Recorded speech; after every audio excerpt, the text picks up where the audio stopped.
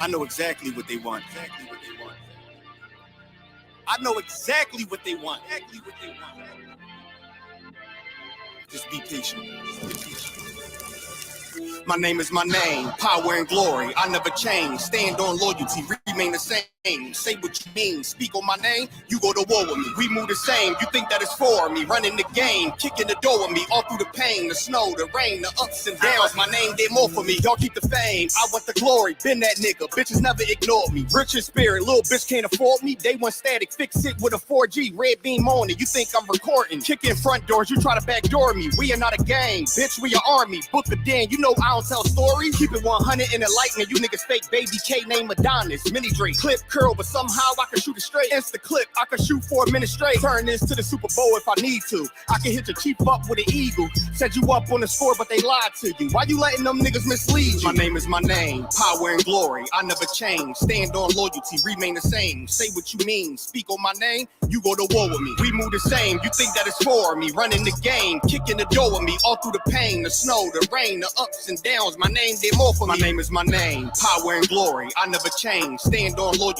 remain the same. Say what you mean, speak on my name. You go to war with me. We move the same. You think that it's for me? Running the game, kicking the door with me. All through the pain, the snow, the rain, the ups and downs. My name did more for me. You won't see it coming. I move like a crook, a thief in the night. So watch what you put. My aim precise. These bullets 12 inches long. A block away, I could take off the foot. Don't ask me no questions if you know my stance. Bitch, I'm the man, so thanks in advance. They mean a rifle on top of a tripod. If they ever tell you I was taking a stand, they got run up on me, but I'm way too advanced. Spinning with choppers, turn you into a fan. Can show you the steps, but won't hold your hands. They thought they could stop me, it ain't go as planned. How I get this far? Cause I took a chance. Really got ranked, keeping it a band. This ain't what you think, better think again. This ain't what you think, you better think again. My name is my name, power and glory. I never change. Stand on loyalty, remain the same. Say what you mean, speak on my name. You go to war with me. We move the same. You think that it's for me? Running the game, kicking the door with me. All through the pain, the snow, the rain, the ups and downs. My name did more for me. My name is my name, power and glory. I never change. Stand on loyalty, remain the same. Say what you mean, speak on my name. You go to war with me. We move the same. You think that it's for me? Running the game, kicking the door with me. All through the pain, the snow, the rain, the ups and downs. My name did more for me. Went to war with the real, the fake, the snake, the mobsters. Blame it on y'all. Y'all created this monster. Went to war with the real, the fake, the snake, the mobsters. Blame it on y'all. Y'all created this monster. Went to war with the real, the fake, the snake, the mobsters. Blame it on y'all. Y'all created this monster. Went to war with the real, the fake, the snake, the mobsters. Blame it on y'all. Y'all created this monster.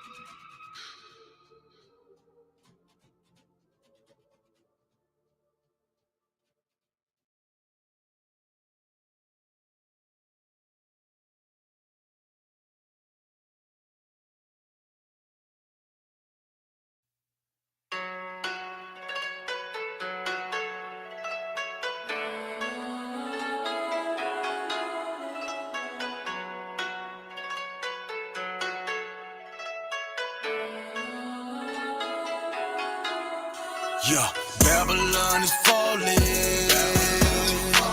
to rise no more. Babylon is falling, to rise no more. Falling,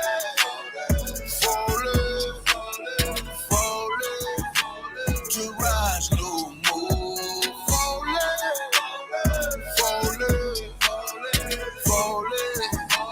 To rise no more. I'm taking a look in the streets. It's really every day what I see. We constantly searching for peace. My people just wanna be free.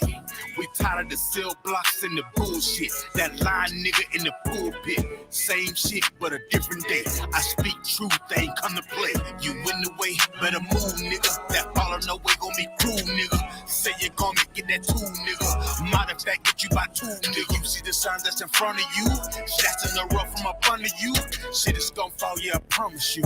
Make up your mind what you gonna do. You heard it? Now listen. Your life, my business. You are my brother. We need each other. This truth, I live it. I will defend it. You are my brother. You are my brother. Yeah.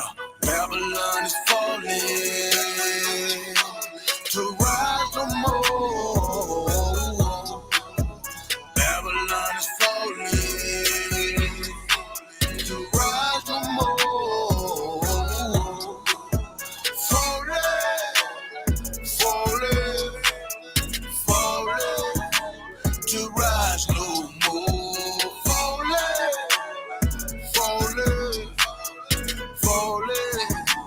to rise no more. Hey, my brother.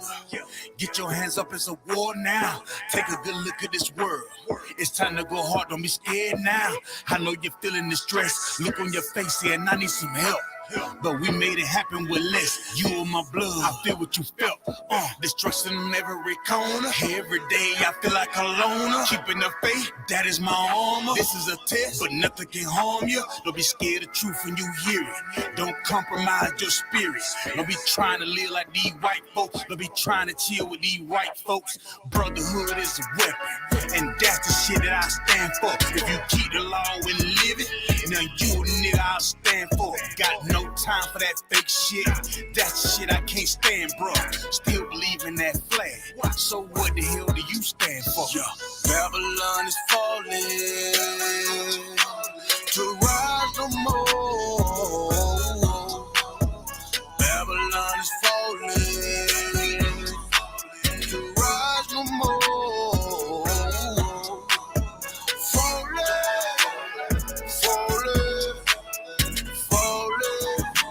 to rise no more. Falling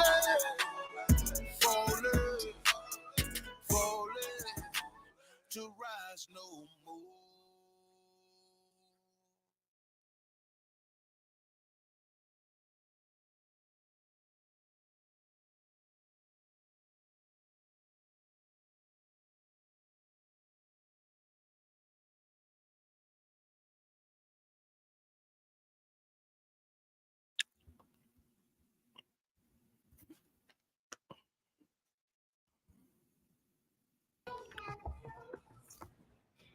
Hey, Shalom, Yahweh Shem Yahweh Can you hear me out?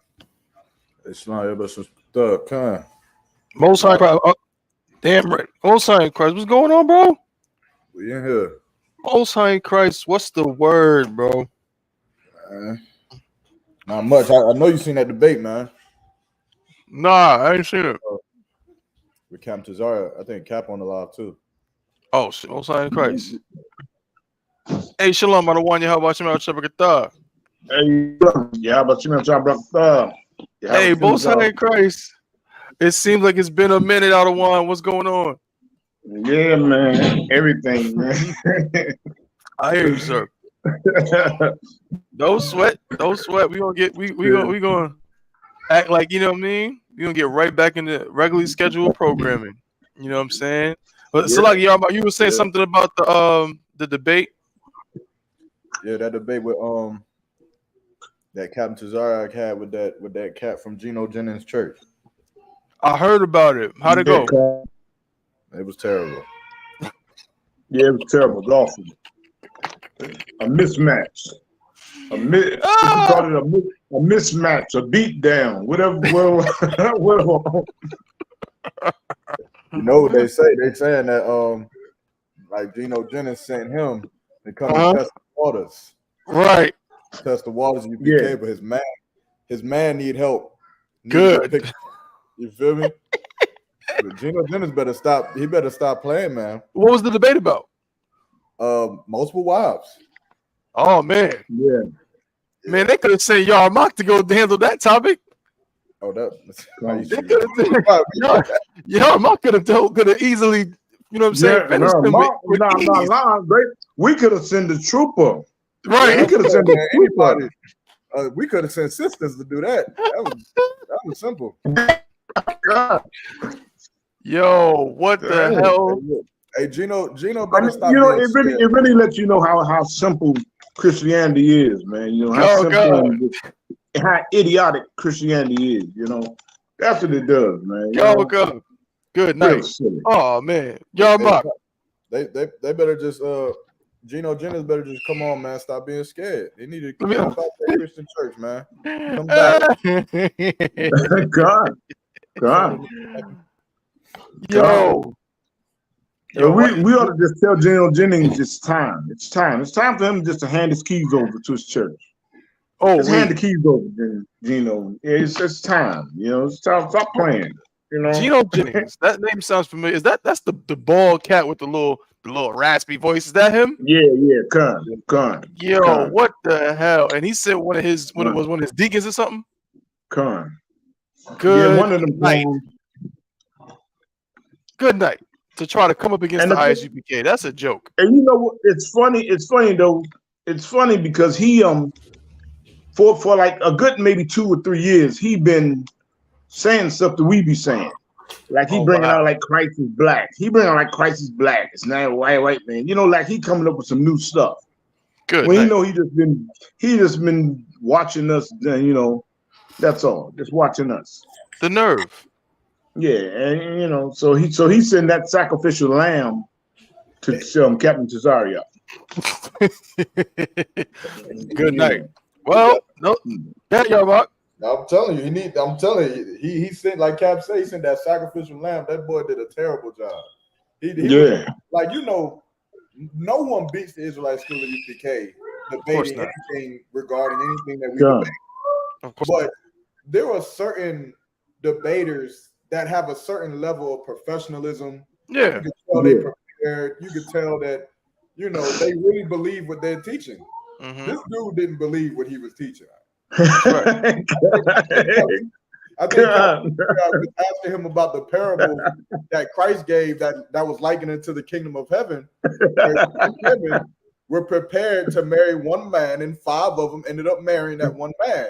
Mm-hmm. And Cap was just like, how many wives did he get, brother? He was like, brother, those were virgins. Those were virgins. He said, how many wives did he get, brother? How many wives did he get, brother? Those was virgins. Like, that's what he got. He should have, but this is what another seasoned Christian would have took that and said, yeah, in the parable, it was 5 wives. And he would have tried to twist it and say, that's not what that actually is talking about, though. But, you know, he didn't. He don't believe the Bible. Oh, man. Hey, look, you know I got the meme up, man. Gino Jennings needed to. Oh, no, it's going back to your green screen. It's on the green screen. Yeah, you gotta put the meme back up. Nah, I see it. Something must be wrong there. You might have to refresh or something. Because right now we just all I see is there we go. See, I see a javelin now. Yeah. You got that javelin. You gotta keep that as name. There we go. Now I see it. What's his name? From the Warriors, I forget his name. Oh yeah. I forget his name. Gino Jennings come out to play. Yo. That's the joint, man. When did you make that, bro? Just now. Well done, brother. Well done. Yeah, Gino Jennings, man. Gino, come out to play. Pause. You know what I'm saying? You can't run and hide.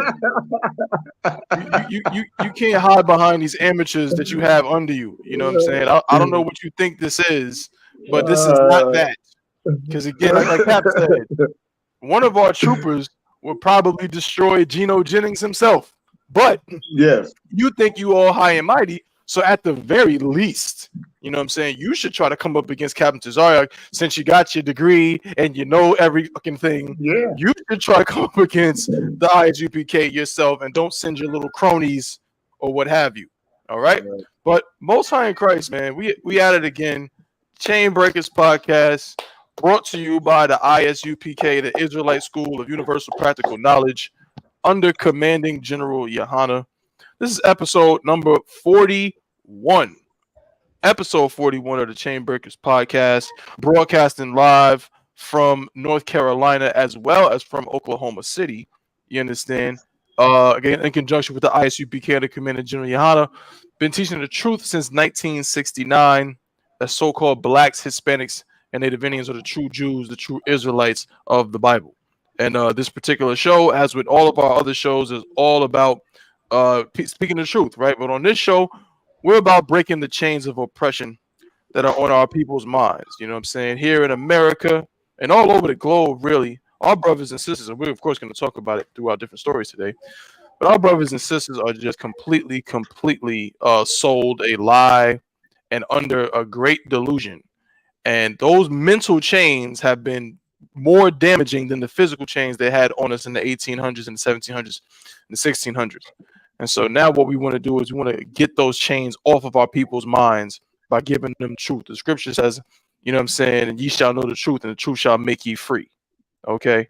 And so that's what we're doing here. But of course, I can't do it by myself. So I always got to introduce my brothers, my co-constituents, my Adawan, and my brothers that's on the show with me. So first and foremost, cannot get the show started without giving my due diligence, due respect, and honor. You know what I'm saying, to my Adawan. Me and this my Adawan been doing this. You know what I'm saying, different shows together for a while now. Adawan, it's been what, like 3 years since, you know what I mean, since we first started on the show together, and now we still doing this one. So you know what I'm saying, gotta give love and praise to my Adawan, captain of 10,000 Yagarwa. No time crazy, man. Count, for sure. Time don't wait for nobody though. Damn right. You coming to truth, time be going, man. Time is going to fly so fast. Adawan, damn right. It just fly. And speaking of time, I got my brother. I feel like I've known niggas since, you know what I'm saying, since forever. You know what I'm saying? It's feel like it's been 1,000 years. But me and this brother been down for some time. My A1, my brother, you know what I'm saying, out here in North Carolina with me, officer of 1,000, I.S.U.P.K, in the building, in the house, holding it down. Also, that's the CEO of Javelin Wear right there as well. If y'all didn't know, you see the logo. Okay, that brother's doing it up. I'm gonna let you, of course, I know you got a special announcement to make. So I'm gonna give it to you in just a moment. My brother, Officer of 1,000 Kowal, I'm not sure, he might be having some issues or whatever on his side. I know he was traveling last week, so it might be the same this week. I'm not sure, but he's very possible he'll join us shortly on the show. But we're gonna get right into it. But I.S.U.P.K, I'm gonna let you start before we get into the stories. And Cap, I'm coming to you, but I know I.S.U.P.K had a special announcement for today. Yeah. So today we definitely we going back at it with the raffles again. You understand? Everybody throughout the week has been sitting in a $1 entry raffles to get some Javelin sweatshirts. Last time we did the raffles, we had 3 or 4 winners, I believe, right? But this time, you understand, we're gonna do the sweatshirts, $1 raffles by the end of the show. So if you haven't sent in your raffles, you still got time and opportunity to do so. Just hit me up on Facebook or just cash at me if you already know it. And that's pretty much it, man. Damn right. Most High in Christ. Yeah, get y'all dollar entries in. Again, you can do $1, $2. You can do $200 if you want to. You know what I'm saying, and get a chance to win. What we got? Is it just sweats or is it also shirts? Is it any? What is it exactly? This raffle is going to be for the shirts. Okay, got you. So the next one we may do the sweatsuits. Who knows? Like, you got to stay tuned. You got to watch the show. You got to watch the show. You know, damn right. Right, and you know it's hot. It's hot outside. It's hot inside. It's hot everywhere. So you definitely want to get you a Javelin T-shirt. You know what I'm saying? Not only does discipline come with the Javelin T-shirt, but it has a built-in cooling system. There's a built-in cooling system in the Javelin T-shirt. You know, it's aerodynamic. All right, so you can go outside and, you know what I'm saying, and you won't burn up when you're wearing the Javelin T-shirt. It's that new technology. You know what I mean? Go ahead, bro. Also, if you want to just purchase something, you know, understand, you want to purchase a sweatsuit, purchase the short. I got the short and T-shirt combo. You understand? Again, right now we in season 1 of the Javelin sweatsuit You understand? I titled it The Armory. So each season is going to, each season I come out with is going to be a different design, a different style. You understand? A different title. You understand? So if you want to order, just hit me up. You know, Most High in Christ. That's what it is, bro. That's what it is. So we got some stories for today, but before we get into anything, I wanted to Cap. Was there anything you wanted to bring out before we get into today's goings on? Not much. You know, just the oppressor, our oppressors, the devil, the Bible speaks of. Damn right, out of one. You couldn't be more right about that. I've been down doing something else, you know. I'll let y'all in on it, you know, later on once I get it all taken care of, you know. But you know, the devil. Damn right, damn right. Well said, sir. So we're gonna get into some things for today. If you could just bear with me, make sure y'all like, share, and subscribe. You know what I'm saying? Make sure y'all share. I'm sharing it right now on my Facebook. Make sure y'all share the live. We're broadcasting from a few different channels. Oh, no, I think I already shared it. Hold up, subscribe post. Let me see. Did I share it already? Yeah, I think Most High in Christ. Yeah, make sure y'all are sharing it. Today's broadcast, like I said, we're broadcasting from a few different channels. You know what I'm saying? So you know, to help us push this truth, help us get all this information out there and everything. All right. So make sure y'all doing that. Let all your friends know about the raffle that's going on. We appreciate that too, man. And interact with us, man. Get on the live and chop it up in the chat. You know what I mean? Ask us some questions. Talk to us. You know what I mean? So now we're gonna get into a little thing here. We got a few topics to talk about. So I thought this one was interesting, right? Because again, it's just all the things that we're taught in this world. You know what I'm saying, that are contrary to, you know, or may be contrary to what actually is the proper way to live in this place. But I saw this and I thought it was interesting. I wanted to get y'all brothers and Ottawa opinion on it. So this is from Atlanta Black Star. This is some quote from somebody. It says, "Don't date while you're broke. The internet is split on whether people should date when they're not financially stable. Some say it could ruin your chances of meeting the one." Yeah. All right. Date while you're broke, or date when you're well off. That is the question. Yeah, so what? Put me in for 2 entrants. 2. All right, I got you. I'm about to add you in now. Most High in Christ. We got some additional entries in the joint. Oh yeah, Salaga. Oh yeah, Salaga. Dang, Officer out of y'all, Salaga. You done made it onto the Chain Breakers podcast by accident. Right, I knew that. I knew that voice. Shalom, y'all better show us up like a thought. Shalom, how about you? You live right now. Man, I was finna start saying all that. You know what I'm saying? The I.S.U.P.K Houston, you understand what I'm saying? Man, right. 10,000 yachts is out, you feel me? 5,000 outside of y'all right here. You know, somebody's all right. Damn right. Most High in Christ. You know what I'm saying? Just put a nigga on live off the drive. Hey, Salaga, I'm going mute. Salaga. No sweat. Shout out to Officer 5,000 Audio out there in Texas holding it down. You know what I'm saying? Out there, I want to say Audio's in Houston. I could be when Texas is so big. I never know where anybody is. You know what I'm saying? But this is what it's saying. It's saying different discussions played out among some of Twitter's users after several tweets were posted posing hardline opinions on how to date while keeping your finances in mind. It says some people think you should wait until your money's up, arguing that if you can only afford to take care of yourself at present, then you probably don't have the means to court another person. This is a tweet. If you can't afford to date, please remove yourself from the dating pool, respectfully. Men, there's another tweet. Men, don't date while you're broke. You really don't need no distractions. And when you finally get your money up, date broke women. And then another one. But guys, seriously, don't date broke men. Others call that approach problematic, suggesting that people will diminish their dating pool and ultimately their chances of finding companionship and someone with genuine character if they only date people who are in solid financial standing. How is he a good somebody said ladies be missing out on a good man because he's broke. And then this woman asked, how is he a good man if he's broke? someone responded, a man doesn't have to be rich. He does have to have a plan. Just because a man isn't making enough to spoil you every day or week doesn't make him any less of a good man. Right? A couple more tweets. We don't get into it. To some women, you are automatically a good person if you have money, not knowing that some men are very poor to the extent that they have nothing except money.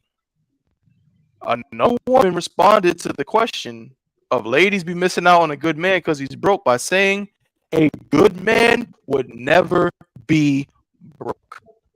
Wow. Overall, it appears that the right timing to pursue a relationship comes down to each person based on their individual needs and priorities. Some people might opt for the hypergamy route, while others might opt to date even if their balance sheets aren't in order. All right, so I'm gonna come back to the article. There's a little bit more on it, but I think that's enough to get the conversation going. A lot of different opinions. We literally have women saying a man cannot be a good man if he's broke. Someone else said, wow, some women really think that if you're rich, you're automatically a good person. Cap, does this conversation, which obviously this again was like Atlanta Black Star. When you hear things, when you hear these types of conversations being had, do you think there's what does it say to you again when these kind of conversations, and again, they're always happening in quote unquote black spaces. You don't really hear oppressors talk about this kind of thing. You don't really hear other heathens. You don't never hear Chinese women talking about don't date broke Chinese men. I don't see it. Right. So when you hear this kind of thing, what does it bring to mind to you, Cap?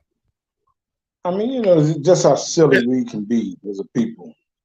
How silly we can be as a people, and what a lot of times when people call it dating, I never in my life used the term dating.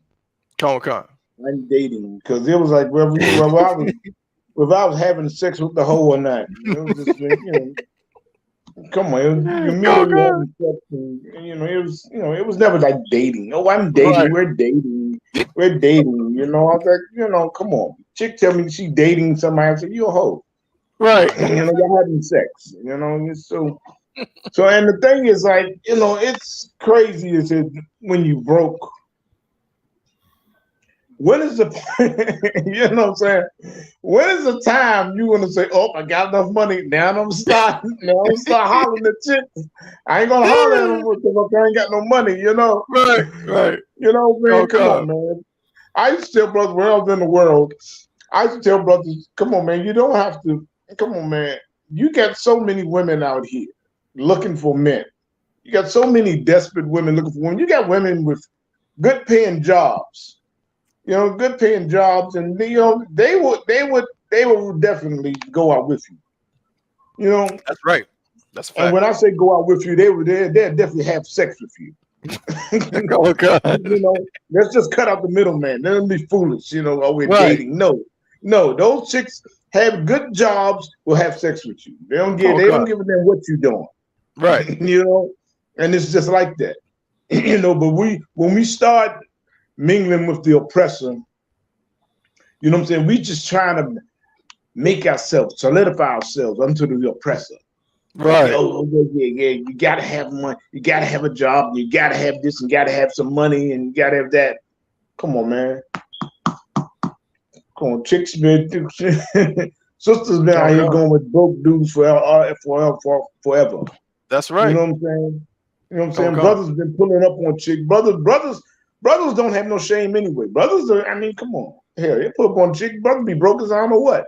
You see a nice chick walking past with a suit on, come from work. Hey, sister, hey. Try to holler at her. Right. So it's really a silly subject. It's really a silly subject. You know what I'm saying? You're gonna wait till you get your money up, and then what if you never get your money up? Right. What if your money? Time goes past. You'll be 50 something years old. Like, oh, I still ain't got my money up. Damn, I'm still ain't. What you gonna do? It's really silly. It's goofy. It's goofy. It's a goofy subject. You know what I'm saying? For sure. But the bottom line is, man, you know, I just tell you people, all you people online on social media, just get into the truth in I.S.U.P.K. You know what I'm That's saying? right. You don't have to be in this simple ass mindset that you are in. Damn You right. know, just foolish and silly and goofy as ever. Oh God. Oh God. Damn right. Well said, sir. That's all I got to say on that, y'all. Damn right. It's a lock here. Most High in Christ. Most High in Christ. A lock here. Most High in Christ. My Okay. brother, Officer of 1000 Kowal has appeared. Boop, boop, boop. What's going on, y'all? Stop. What's going on, bro? What's the word, bro? Tease, I'm in the building now. Shalom, Cat. What's good? What's up, y'all? Y'all, what's poppin'? What's going on, baby? My guys in the building. Hey, we over here talking about you know, the conversation amongst black people. And again, Cap said it so eloquently and so well. It's silly and goofy. And it really is silly and goofy, but it's like this is what I try to do is like the conversations that black people have on the internet. There's a scripture, you know what I'm saying, that says folly is held in great dignity. Like the stupid, ridiculous things that it shouldn't be a debate, it shouldn't be a discussion, it shouldn't even be an argument. Like why? Like, you know, the solutions are very simple. The answers are very simple, but I like to talk about these things just to show the difference between a brother who understands, like Cap, who understands what's really important and how to really break these things down, you know what I mean, versus what the world is saying, you know what I'm saying? Like another scripture that says, I'm paraphrasing, you know what I'm saying, the wisdom of this world. Let's say the wisdom of this world is, what is it? Wisdom of this world is nothing. I'm paraphrasing the Most High, something like that, right? So in the world, that's really a question. Should a man, should he just sit down and not try to get women because he's not in? And remember, it doesn't say if he doesn't have a job. That's not what it says. Right. It says if he's broke. It says if he's not financially stable. You know. So, Officer Kowal, Yarmak, I mean, anything to say on that in regards to this? Because I think there's another element to it. And that's why I want to see if anyone else kind of picked up on it. When you tell, because remember, most of these tweets were aimed at who? At black men. Of course they were. They were aimed at black men, saying black men stop dating if you're broke. Right. You know what's crazy about that? There is no other tweet that is negative in connotation that's directed at Asian men or African men. Right. All negative tweets about what a nigga or a man should be doing is about black and Latinos. That's right. There's no other negative tweet that exists speaking about a man's financial ability or dating prowess if it ain't about a Negro. This don't apply to the white man. He could be broke with dirty feet living in a trailer. He could date all he wants. Right. The Asian man who eats squiggle on a plate, he could date who he wants. African eating fufu with his fingers and clipping his toenails on the porch, he can eat whatever he wants. Musty as hell. He could date whatever he wants to date anytime. You know what I'm saying? So when it comes to us though, nah, we gotta have money. We gotta be financially stable before we look at a woman. It's utterly ridiculous, man. You know, this type of crap, I can't stand it. I don't like seeing it at all. The Bible says two is one, and not just in anything. That's financially too. Right. So if you broke, get with a woman that got some money. That's right. Damn right. Who gives a damn? Like, you know what I'm saying? Women are so selfish with their resources because they're extremely selfish. Not all women. The majority of women are selfish with their resources. That does not mean there are not women. There are women that does not exist that won't help a brother out if he's down and out, or have a business they can put him to work, or vice versa. You know what I'm saying? All this notion that what's going to happen when money means absolutely nothing. Then what? Then what would a conversation be? What would a conversation be? Then it'll turn to you just need a man. You understand? But it's like there's no such thing as a man need to have $1 million or be financially ready in order to start dating. I mean, I understand it. And as far as a man, if a man is saying this, as far as he want to be comfortable, he don't want to go out broke. I can understand that. But to say that this whole negative thing about oh, you don't need to be looking at a woman. I heard one brother go so far as say is you don't need to have sex with a woman if you broke. What was that? Somebody said that recently. A rapper or somebody was like, you don't need to have sex with a woman. I remember that. You ain't got no money. You shouldn't even be laying with a broad. How dare you? You don't deserve to lay up with her if you ain't got no money. I'm like, so then let me get this straight. If a brother don't have any money and is he can't lay up with a woman, then who can lay up with a woman? Oh, your rich Negroes can. So y'all get all the women. Right. Yeah. You rich niggas are Christian and you can only have one. So somebody's daughter can left with gold. So it's all hypocritical. It's stupid. It's all aimed at making fun of Black and Latinos for the Native American Indians for not having, and only we're just poor, man. What you That's gonna right. keep making? That don't make any sense. It's stupid. Right. If I could, that's a heavy point that you made. The water for that, Officer Kawhi. Heavy point that you're making. Officer Kwadum said it was Young Thug that said. I do believe it was Young Thug. Yeah. Which is right. Look at his situation. Right. Young Thug said something. We should ask Young Thug if he still believes that right now. Right. He's the one that said something like, "Yeah, don't date, don't have sex if you're broke, don't make babies, and none of that stuff." You know what I'm saying? Yeah, he said, "Don't make babies, don't have sex." Yeah. And like I said, that just sounds so, like the oppressive written all over that, like something he came up with. Right. Exactly. It sounds selfish. Yeah, you could get with a woman and y'all can make money together, or if she got money already. Let's say she's a nurse and you a brother who just door dashes once a week. You'll be broke, but when you got her, you're not broke no more. Exactly. Bible says, virtuous woman make sure you have no need of spoil. So guess what? You get you a woman, and you ain't broke no more. But because women don't want to share resources, they're not known for being women that that notion that says a Black man that has money, that drives a Maserati or a Bentley or Mercedes, whatever, an established Black man, he'll go to McDonald's. If the girl in the drive-thru is a banger, he'll holler at her, take her out to McDonald's, and change her life. Right. If he said he catch a girl at Walmart and she on a cash register, he worth $2 million. He's like, God damn, what's shorty on the register 9? Exactly. He'll go get her and then put her through school. Get her whatever she. Now she's a star. Mm-hmm. But let the roles reverse. A nigga filled up the chip machine, or he on the register. A Black woman, not for me. That's right. Like, what the hell you mean? Yeah, that is for you. He's That's a man. right. you worry about his damn money. Like the women don't change men like that. I think Michael Collier is the only nigga I know. Michael Collier is a comedian. I'm gonna get off of it. He's a comedian who had a bad crack addiction back in the early 80s and 90s. And he talks about how women saved his life. Meaning Michael Collier was telling jokes like a crackhead on Venice Beach or a crackhead. But he's he's very very fast with the words. He's very eloquent. But he tells jokes, but he's on crazy crackhead. Right. A woman, and he was homeless.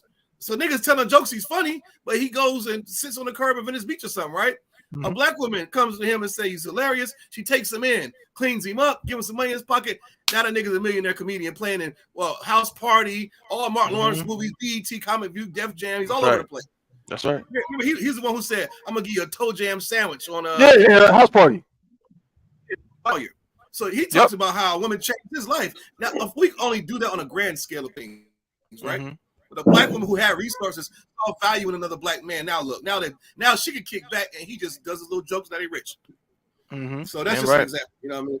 No, that's heavy. That's a heavy point. I'm gonna show this tweet in y'all mock. I'm coming to because this one really stood out from what we was reading, man. I seen this and I'm like, this is really what people think, and this is so dangerous in so many ways.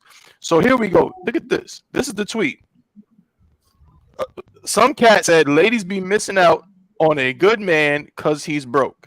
Right. And this thing here said, "A good man would never be broke." That's insane. Now, y'all mock. A good man would never be broke. Hey, is that true? I mean, if you saying you're gonna give that money up because I'm a good man, then I guess you're right. Right.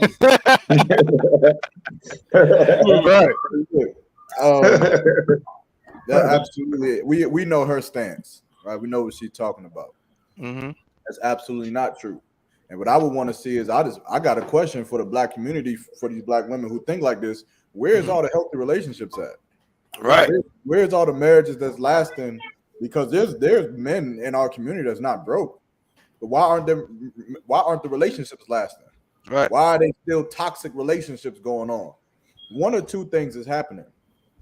One, having a relationship with a man who has money does not mean that the relationship lasts. Because that doesn't mean that he's a good man. Right. Or two, bitch, you lying and you sleeping with men who are broke. That's right.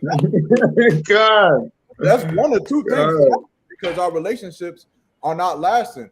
The Bible says this in Ecclesiastes 25. It says a woman, if she maintain her husband, is full of anger, impudence, and much reproach.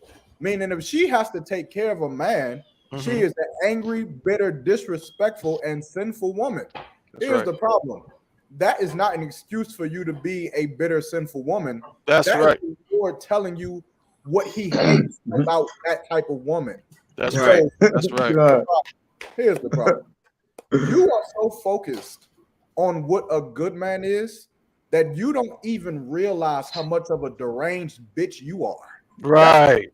You're not a good woman, because a good woman, if she maintains her husband, she isn't full of anger, she isn't disrespectful, and she isn't full of reproach. That's right. She takes care of her husband and she builds that man up. Now, if you don't want to get a man who works at McDonald's, don't do it. Don't. If you don't want to get a man who doesn't own the bus that he drives, then don't do it. No one's forcing you to be with a man that's broke. But for you to force this narrative that only good men have money, or that if you're broke, you're somehow some way a bad man, that is just a lie, and that is disastrous. That is a disastrous thing to say to the children of slaves. Again, that's right. All information ain't good information for Blacks, Hispanics, and Native Indians. Why? Because we are destroyed. So when you put the mindset on money, then women will not grow up looking for loyalty. They won't grow up looking for protection. They won't grow up looking for righteousness in a man, and strength and honor and dignity and integrity in a man. They'll look for a dollar bill. And guess what? Every rapist, every murderer, every drug dealer, every politician, every crooked cop, all of them have dollar bills that now your daughter is going to be fiending over. And when she's getting and raped and molested and not protected in that household, then what will you fall back on? $1? $1 won't save you, man. This is the best thing I could tell you, stupid bitches. Listen to this.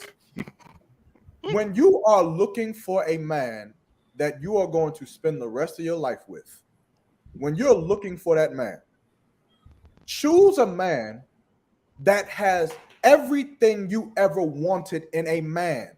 The way he speaks, the way he dresses, the way he smells, the way he does push-ups in the morning, the way he carries himself. Find everything you ever wanted in a man, so that of every tangible thing that he has or that he owns, if he ever loses it, then you would still have everything that you ever wanted. That's the best advice I could give you. You understand? Because if you check a man for his money, Nadia, you can take him out of here. If you check a man for his money, then that man could lose his money, and then now you stuck with a man that you hate. You stuck with a man that you absolutely hate, you don't want to sleep with, you don't want to live with, and then now you find yourself in a predicament where you got to choose to stay with a man you hate or go whore on your husband. You understand? Choose a man that you absolutely want to be with, and then just leave it at that. Stop being a hoe. I ain't gonna be long with Right. Damn right. Well said, brother. Well said. Kalatas, I say he be doing them push-ups, man. Y'all better get with Kalatas out, man. Damn right. Give him some. Give him some, man. All right. Give him some. Hey, look, if Kalatas I lose all the money he got, he's still gonna be doing them push-ups. That's right. Damn right. Well said, brother. Most high Christ, man. Yeah, my 2 cents, if I could just real quick before we move on to the next thing, is this, and I obviously, cool, you said it too. I hate these conversations. I know you're Mark, you said it as well, and Cap, you said at the beginning, like, these goofy conversations, but it's like, just to show how sure we are in this place. Before we even get into the details of who's broke and whether a broke person should do this or whatever the case may be, it's like, why is it that these are the conversations that our people have to have? It shows how we literally have no compassion for each other. We have no, in the world, I mean, of course, we do in I.S.U.P.K. We have no compassion for each other whatsoever. So you mean to tell me that a black man who doesn't own a Fortune 500 company or doesn't own the bus, he doesn't deserve to have a child? He doesn't deserve to leave a legacy? He doesn't deserve to, to have companionship? So companionship has a dollar amount? You know what I'm saying? Because isn't that what they say about marriage? It's all about companionship and your emotions and loving each other. Compatibility. Right. Compatibility. Right. And that's my best friend. And he's a Pisces and all that nonsense that we don't believe in. Right. Well, guess what? So what's better? If you I'm saying for you stupid females that believe in that, if you are Pisces and his whatever chakras align with yours, was it better to have a broke cat who doesn't align with you? I mean, a rich cat who doesn't align with you, or a broke cat who does? Like, again, these ridiculous standards that we put on one another. If I'm not mistaken, black men are still the last hired and the first fired. We're still number one in unemployment. I mean, black and Hispanic men and Native Indians. We're still number one in unemployment. We're still number one, you know what I'm saying, and getting certain assistance, government assistance with certain things. So if that's the case, then what are you really saying? You're really telling black women they should date who? Asian men? White men? Right. You're telling black women that they should stop. If you're saying they should change the dating pool based on who makes more money, then by definition, black men and black women should just leave each other alone. That's essentially what you're saying.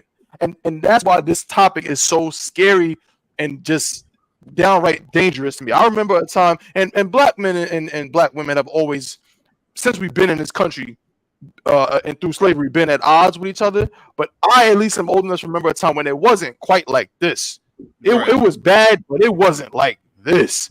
Every single day on the social media, there's some other thing out there that's basically telling black women to get away from black men every day. And it seems like there's no end in sight. These conversations get more and more ridiculous. Like my Ottawa said, coming to the I.S.U.P.K under Command General YAHANNA, shut the hell up, and That's you can right. be a good man. A good man has nothing to do with what's in his pockets. As it is irrelevant.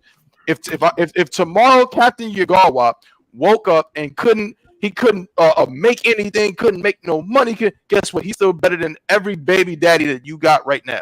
He's better than all of them. My brothers are better than all of them cats. You know what I'm saying? So that's why our sisters need to really learn about, I don't want to say their place, but in a way, yes, because you think you know what's good for you, but you absolutely don't. Let Commanding General YAHANNA choose your husband, because you're doing a terrible job at it. A terrible job. Most High in Christ, man. Let's move right along, man. I seen something. This was funny too. We starting off with the comedic stuff, okay? So this article, is everybody familiar with Umar Johnson? Oh yeah. We know Dr. Umar Johnson, right? Is everybody familiar with the rapper Sukihana? Oh yeah. Okay. Hold up, say it again. Who? Her name is Sukihana. Suki, nah. Yeah, that's the Sukihana. one that's talking about. Sukihana is the one that not say, okay, you get her sexy red mixed up. Sukihana is the one who talking about that she be eating niggas. You know what? Yeah. She got a song. Okay. What's the name of the song? Is there like an edited version I can play? Yeah. I'm trying to let me see if I can find like an edited. I doubt it exists. Right. I doubt it exists. Yeah, it's real bad. Let me see. I'm gonna say Sukihana eating. Let's see. Edited version. Nope. No such thing, right? No such thing. Of course not. Y'all remember back in the day in the 90s when a rapper would have to record a clean version? It said dirty and clean. Yeah. Right. Exactly. There used to have to be a clean version. A radio version. Right. Gone. Yep. Nope. No more. Yeah. No sweat. Anyway. What would she substitute the words anyway? You trying to clean it up, it sounds stupid. It's gonna sound ridiculous. It's gonna sound like a BET movie. What you gonna say instead of eat niggas? Right. Niggas ass, paying niggas tags. What you gonna say? Like whatever rhymes with eat niggas. You know what? Yo, I remember I was watching Juice on BET one time.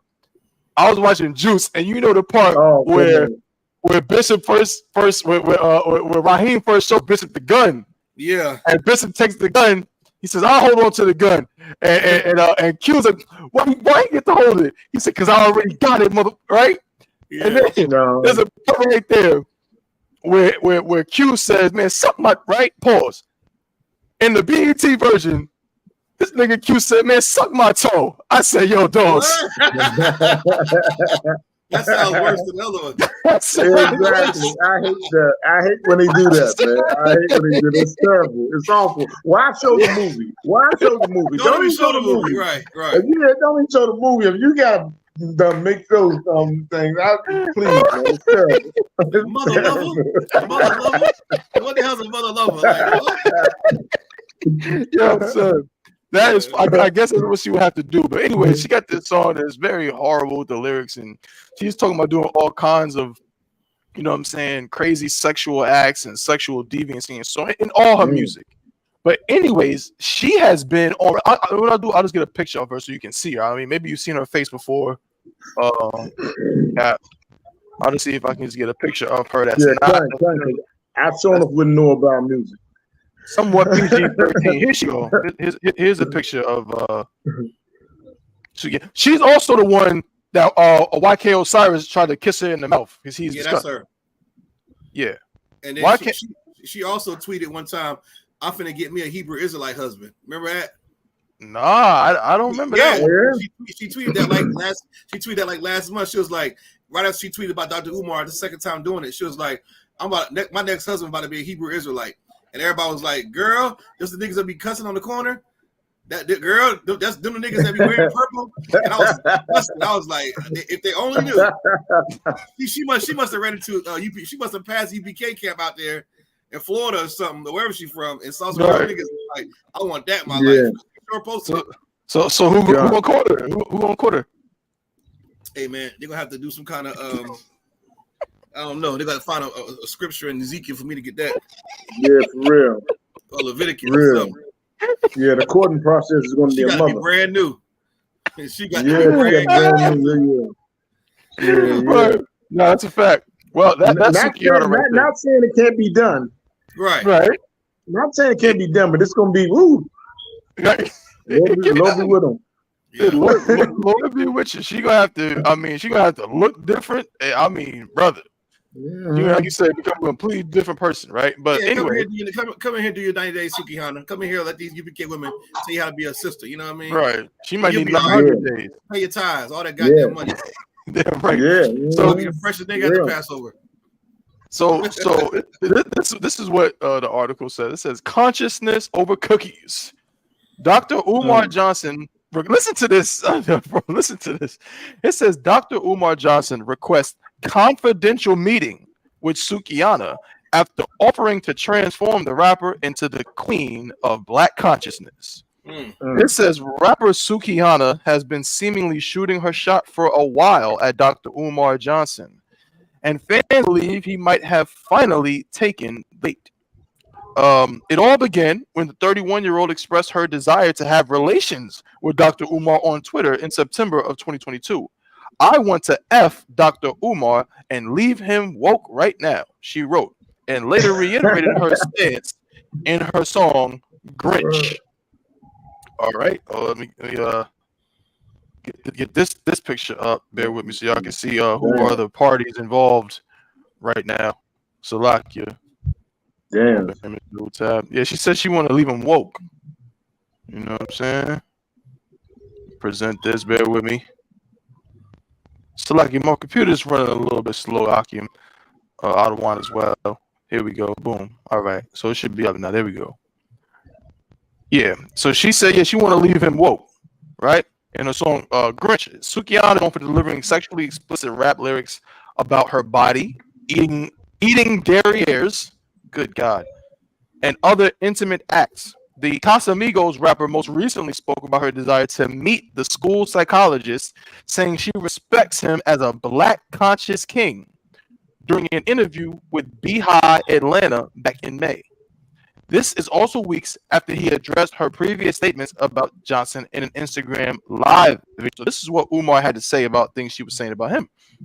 He said, "Let's talk about Sister Sukihana for a minute," he said. Sister Sukihana was asked the question, I don't know when the interview was, and the brother said, "In your video called Grinch, you said you wanted to be intimate with the King Kong of consciousness," pause. And she said, "Yes, I love me a Pan-African king." Dr. Umar went on to repeat that Sukihana said she wanted to be intimate and described herself as a conscious queen that has daddy issues. He said, I saw nothing wrong with what my sister had to say. Now I'm talking like this nigga, Jesus. As you know, with me, it's all. He said, as you know, with me, it's all about politics before punani. He continued, it's always revolution over romance. It is always institution before building before intimacy. Liberation over lust. Business over the bedroom. Goddamn pastor. Me and Sister Sukihana could have a conversation. He added, we're not going to deal with none of the intimacy because that's nobody's business. And we're not going to be into no intimacy until we get any work done in the first place. Johnson said he believes the Love and Hip Hop Miami star is ready to receive his assistance, noting, I'm willing to provide the guidance, but it's business over backshots. Are you ready to reinvent yourself from your current style of art to a revolutionized, re-energized, Black consciousness form of art? He stated, adding that he was ready to help her transform into the queen of Black consciousness. I will stand by your side. Well, I mean, Umar, he got a lot to say about Sukihana. You know what I'm saying? She said, and then she responded. She said, I think I'm ready to sit with Dr. Umar. I've seen those interviews where he spoke on me, and I think he might be the one to turn me into a wife. You know what I'm saying? Then she shared a side-by-side photo of them on Instagram. And this is a quote. It says, the Prince of Pan-Africanism is requesting a confidential meeting with Sister Suki next Friday or Saturday, July 28th or 29th, ahead of his Miami Gardens lecture at an undisclosed public location. He wrote over a side-by-side photo of the two. So, I mean, I'll leave the floor open. Do y'all think that this is going to be good for Sister Sukihana to get with the Prince of Pan-Africanism? Is this going to change her whole ways? No. Why not? She can become the queen of Pan-Africanism. She's going to be the queen of consciousness, sir. I mean, well, is she gonna be better? Is she gonna be better with that? No. Right.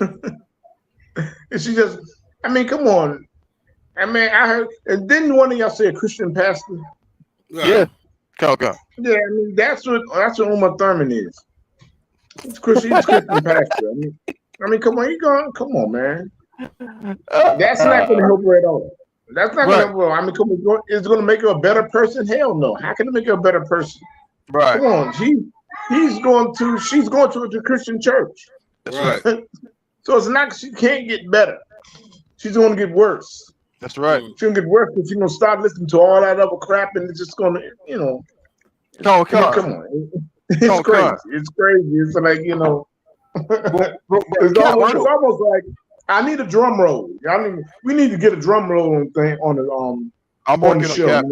One of those because out there in the comedians when they come on the show, back in the day, they used to do that. When they used to do the stand up and they just go after they have a joke. Yeah, that's what Uma Thurman means. Come on, man. So So Cap, so what you saying that Umar Johnson, like you're saying that his program, his Pan-Africanism, is not going to stop is not going to stop her from being a hoe or having this whole image? It's going to be the same thing, sir? How so? It's going to be the same thing. Come on, you seen the whoredom in the Christian church? That's right. I said Umar Thurman is a Christian pastor. I mean, come on, you seen it in the Christian church? Umar Johnson, sir. Umar Johnson. It's Umar Johnson, yeah, Umar Johnson. Okay. I mean, come on, he's a pastor. That's what it's almost like. So it seems so it's like she's going into the Christian church to get better, and she's gonna be a better person. And come on, man, come on, that's a mad joke. Come on, that's a mad joke. Everybody doing. Come on, Umar Johnson. Come on, he's what? He's woke. He's supposed to be woke. You know what I'm saying? Come on, he's in a coma. That's right. For us, you know what I'm saying? In the truth, that nigga is in a coma. That's right. He's not woke at all. He's just worse than a Christian pastor. That's right. Just the same. So how can he make her better? Come on, and what you say is Pan-Africanism? Yeah, he mean, calls that's a himself man the book. King Kong of Pan-Africanism. Boy, man. Yeah, that's Yeah, man. his thing. Yeah, that's. I mean, come on, that's terrible. That's terrible. And Which she's not going again, to get better. She's going to go. Salaki. I mean, she's not going to get better. She's going to get worse. And you know what I'm saying? And Umar Thurman, who is it? Umar Johnson. Umar Johnson, he's going to get worse. That's right. He's going to get worse. He's going to get worse because the Most High is not playing with nobody. You know what I'm saying? These Negroes, these fake Negroes, like you see what happened to Polite. You know, these Negroes in there playing these games and stuff like that, while all this truth is going on, all these prophecies being fulfilled. These Negroes like that going to fall. That's and they're going to fall hard. They're going to fall hard. So they should be warned that, hey, the Most High ain't playing with nobody. Them niggas going to fall. And him messing with that girl, come on, that girl, she's not going to get better. She's going to get worse. And she's going to fall with that clown. I yield, That's brother. right. Con. Yeah, it doesn't surprise me at all with just St. Cap. Yeah. You know what I'm saying? Like, because like you said, the king of Pan-Africanism, whatever he calls himself. How is the Pan-Africanism going to stop some woman from being a hoe? And last time I checked, in Africa, don't they walk around with their titties out? Like, isn't that like African culture? Isn't it African culture to walk around with your breast out and your behind out and all of this? And you know what I'm saying? That's I ain't talking about, you know, you Africans that are quote unquote civilized living in Johannesburg.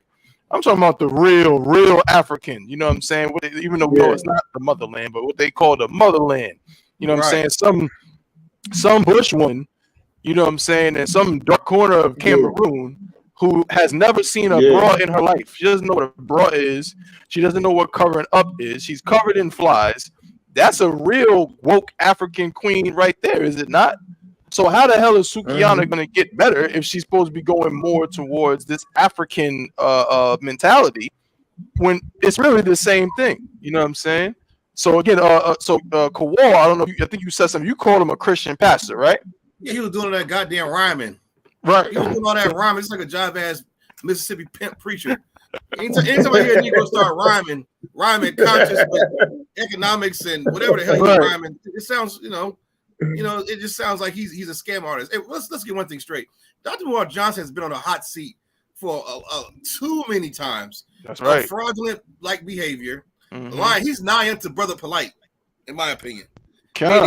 He used a lot of big words, and I remember before the truth. I used to listen to Dr. Umar Johnson's little 2 or 3 hour speeches he give at universities. The brother was saying some stuff that's maybe okay when it comes to child psychology in school, right? However, he claims to be the king of consciousness and all this. Well, there's a problem with that, and he calls himself the Pan-African. What do you say? He's Frederick Douglass's grandson. First, that's his claim. Which they say is not true. But this nigga wore a goddamn wig. He had his hair out like Frederick Douglass one time. Looked just like the nigga. But I was like, what the hell going on, man? So he says he's Frederick Douglass. What? He said he's Frederick Douglass' grandson, first grandson or whatever the hell they call it. Then he says he's a king of Pan-Africanism. This Pan-Africanism stuff has to stop, man. Like, I'm not a stinking African. Dr. Umar Johnson needs to knock it the hell off. Sukihana says that, but she don't want no goddamn African. I can almost guarantee it. When she smells how African smells, she won't be saying nothing about Pan or African in it at all. Dr. Umar Johnson is going to do what all pastors do, is game her up and then have sex with her, and then he's going to stop liking her. And then you're going to hear about a big fallout. This is not the first time Dr. Umar Johnson has been caught up liking whores. If y'all recall, he's been caught up with the conscious stripper. So he's a king of consciousness. Well, there's a stripper girl who's a king of the strippers. She's conscious stripper. And Dr. Umar Johnson got caught with her, and she put him on blast. He a trick, and he's a he a tricky Ricky, and he weak for the box. Yeah, she put all Dr. Umar business out there, man. Little 40-year-old, little pretty thing. She was a stripper though, and she supposed to be woke and conscious. Dr. Umar Johnson all in her DMs, taking her out, doing the wild thing, and fell in love with the broad. And she put him on blast, of course, for whatever reason. But he's just like any other Christian pastor, full of scandals. The type of stuff that you could just Google the nonsense about him, the lies about some all-boys school which seems gay, including the menu where there's no meat on the menu. Pause. There's no nourishment really. It's like all fuck effing vegetables and electric Dr. Sadie foods with a bunch of boys. It's something like a big gay camp. That's right. That's why school is not. There's not even a door hinge on a goddamn building. Like he's lying. That's right. Hey, brothers and sisters, the HVAC will be done next week. The HVAC will be done next week, brothers and sisters. We plan to open the school in August, brothers and sisters. He said that shit for the last 10 years. Taking all these niggas donation money. Because black folks, we just so poor and destitute. We look for a nigga that just grab hold to it and take us to the promised land. But that man never had morals except for Commander Yohanna. Because Commander Yohanna won't allow you to sleep with whores and smoke weed. You can do all that with Umar Johnson. Anything goes. And if you send your kid to Dr. Umar Johnson and and your mama's fine, he's gonna screw your mama. That's the type of nigga. That's the type of nigga he is. Like a pastor would. Like he's a very sexual deviant being. He tries to hide behind Dr. Sabian and who the hell he said Frederick Douglass quotes, and he's just off. He calls a black woman God. That's another red flag. You call some ashy ass God. So the lady who got her son, the mother who got her son, the mother who turned her son into a goddamn murderer, she's a goddess.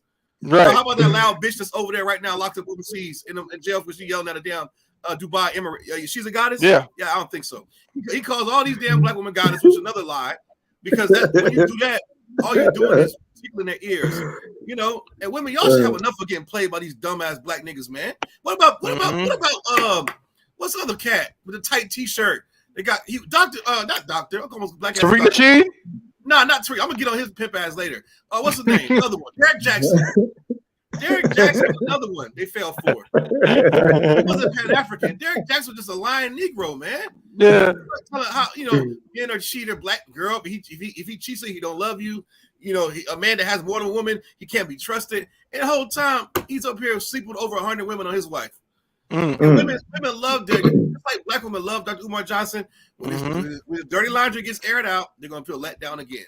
That's right. All these black men are nothing but pimps, liars, hustlers. He's just a Pan-African conscious hustler. That's all he is, man. And Dr. Umar Johnson did knock it off. He hears about I.S.U.P.K. I've heard him even quoting some things that don't even sound Pan-African. It sound more like what we be talking about. So I know he's listening. He needs to stop being a coward to the school, because he don't talk about World War III or prophecy. That's Dr. Umar Johnson is a goddamn joke. You ask Dr. Umar Johnson, what should black people be doing to prepare for World War III, Dr. Umar Johnson? He's going to tell you to burn sage like a punk. Right. He's going to tell you to burn sage or some crap about Afintunde. What do you call the ancestors of what do you call the spirits of the slaves? I forget what he called them. That's hilarious. Yeah, it's all garbage, man. I even hate talking like an African because all the words sound stupid. Right. But Dr. Umar Johnson is no different. He's a goddamn pimp. And if you want to look at this garbage, look what the conscious stripper said about Dr. Umar Johnson. God. And then the other women who claim that he screwed them and left them and all this other nonsense crap. But yeah, man, whatever. Dr. Umar Johnson, just grow the hell up, man. Right. You're doing all this talking shit as if you don't know biblical prophecy is real. Your all boys school is not going to succeed. First of all, it's gay as hell to just say there's no women and parents. Once you drop your kids off, that's it. You can't contact them. That sounds like pedophilia camp. God, that's right. Because you did a bad enough job with them already. So now it's my turn and my male staff to deal with the boys. Let us deal with the boys. Hey, yo, pause, nigga. That's I'm not right. No school, ain't no women in there. Are you crazy? That's right. Ain't the cafeteria woman? Get the hell out of here, Dr. Umar Johnson. Peasy ass head. Go ahead. Right. I said, Dr. Mark, what you got going on, bro? Man, a lot of I did security for Dr. Umar Johnson. I did security with Officer Mahaya. We did it. You understand? We did his security when he came down to Durham at the Hayti Heritage Center or whatnot. Right. And before I did it, I ain't really heard of the nigga. I ain't really give a damn about him. But at the end of the show, everybody, they came into the little back room or whatever, and they, took pictures with him and whatever, said their last words. And as I'm on security, Shamal for him, I heard the way he spoke about the sisters, you understand, that was coming in. I'm talking about married women. This speaking about they behind and how good they look, and just I'm talking about women coming in there with they husbands, children. And so I knew from back then this had to be 2017 or something like that. Had to be about that time. And I just knew back then, like, this brother right here is disgusting, man. Like Mm. here he is. He's supposed to be, a leader for the people. He's supposed to be blameless. You understand? You got thousands of people looking up to you, sending you money, giving you high praises and whatnot. I shouldn't be no brother on Shamal listening to you talk about a woman behind her is married. You understand? That just left. You understand, with her family. And that's what Dr. Umar Johnson is, and what everybody said is, absolutely correct. This man is a liar, man. And he know he gonna have sex with Sukihana. He know he wants to, and he needed to stop lying about it. He needed to just come out and say, "Hey, you keep playing with me, I'm gonna tear that ass up." That's what he should. I would have more respect for him by saying that. Just say it. You understand? But you don't gotta sit here and pander around Pan-Africanism and around the hopes and faith of black people and you to try to put some damn facade on, man, because Dr. Umar Johnson is a simpleton, man. That's right. His whole, what they say, Tabuan, he's a chump, man. His whole Right. style is weak. His whole style is chump. You gotta take him off of here. Little chump think he could punk me. Look, Dr. Umar Johnson, come outside, nigga. That's Come outside, right. man. Y'all in these fake groups and these fake man. Come outside and battle, man. Let's put it to the test. Let's see whose doctrine is going to save black people and whose doctrine is just to be some kind of pussy panderer, man. Like, you understand, like all that African mumbo jumbo. Don't nobody want to hear that nonsense, man. That's right. You want to hear it in Boys and Hood, old booty scratcher, man. Yeah, I ain't African. I'm from Crenshaw Mafia. Right. Yeah, man, we don't want to hear none of that. You understand? But because of the life that we live in, man, we looking for some kind of out, man. But the out that we choosing is like the brother said before. The out that they choosing that following Dr. Umar Johnson, you don't actually have to change your life.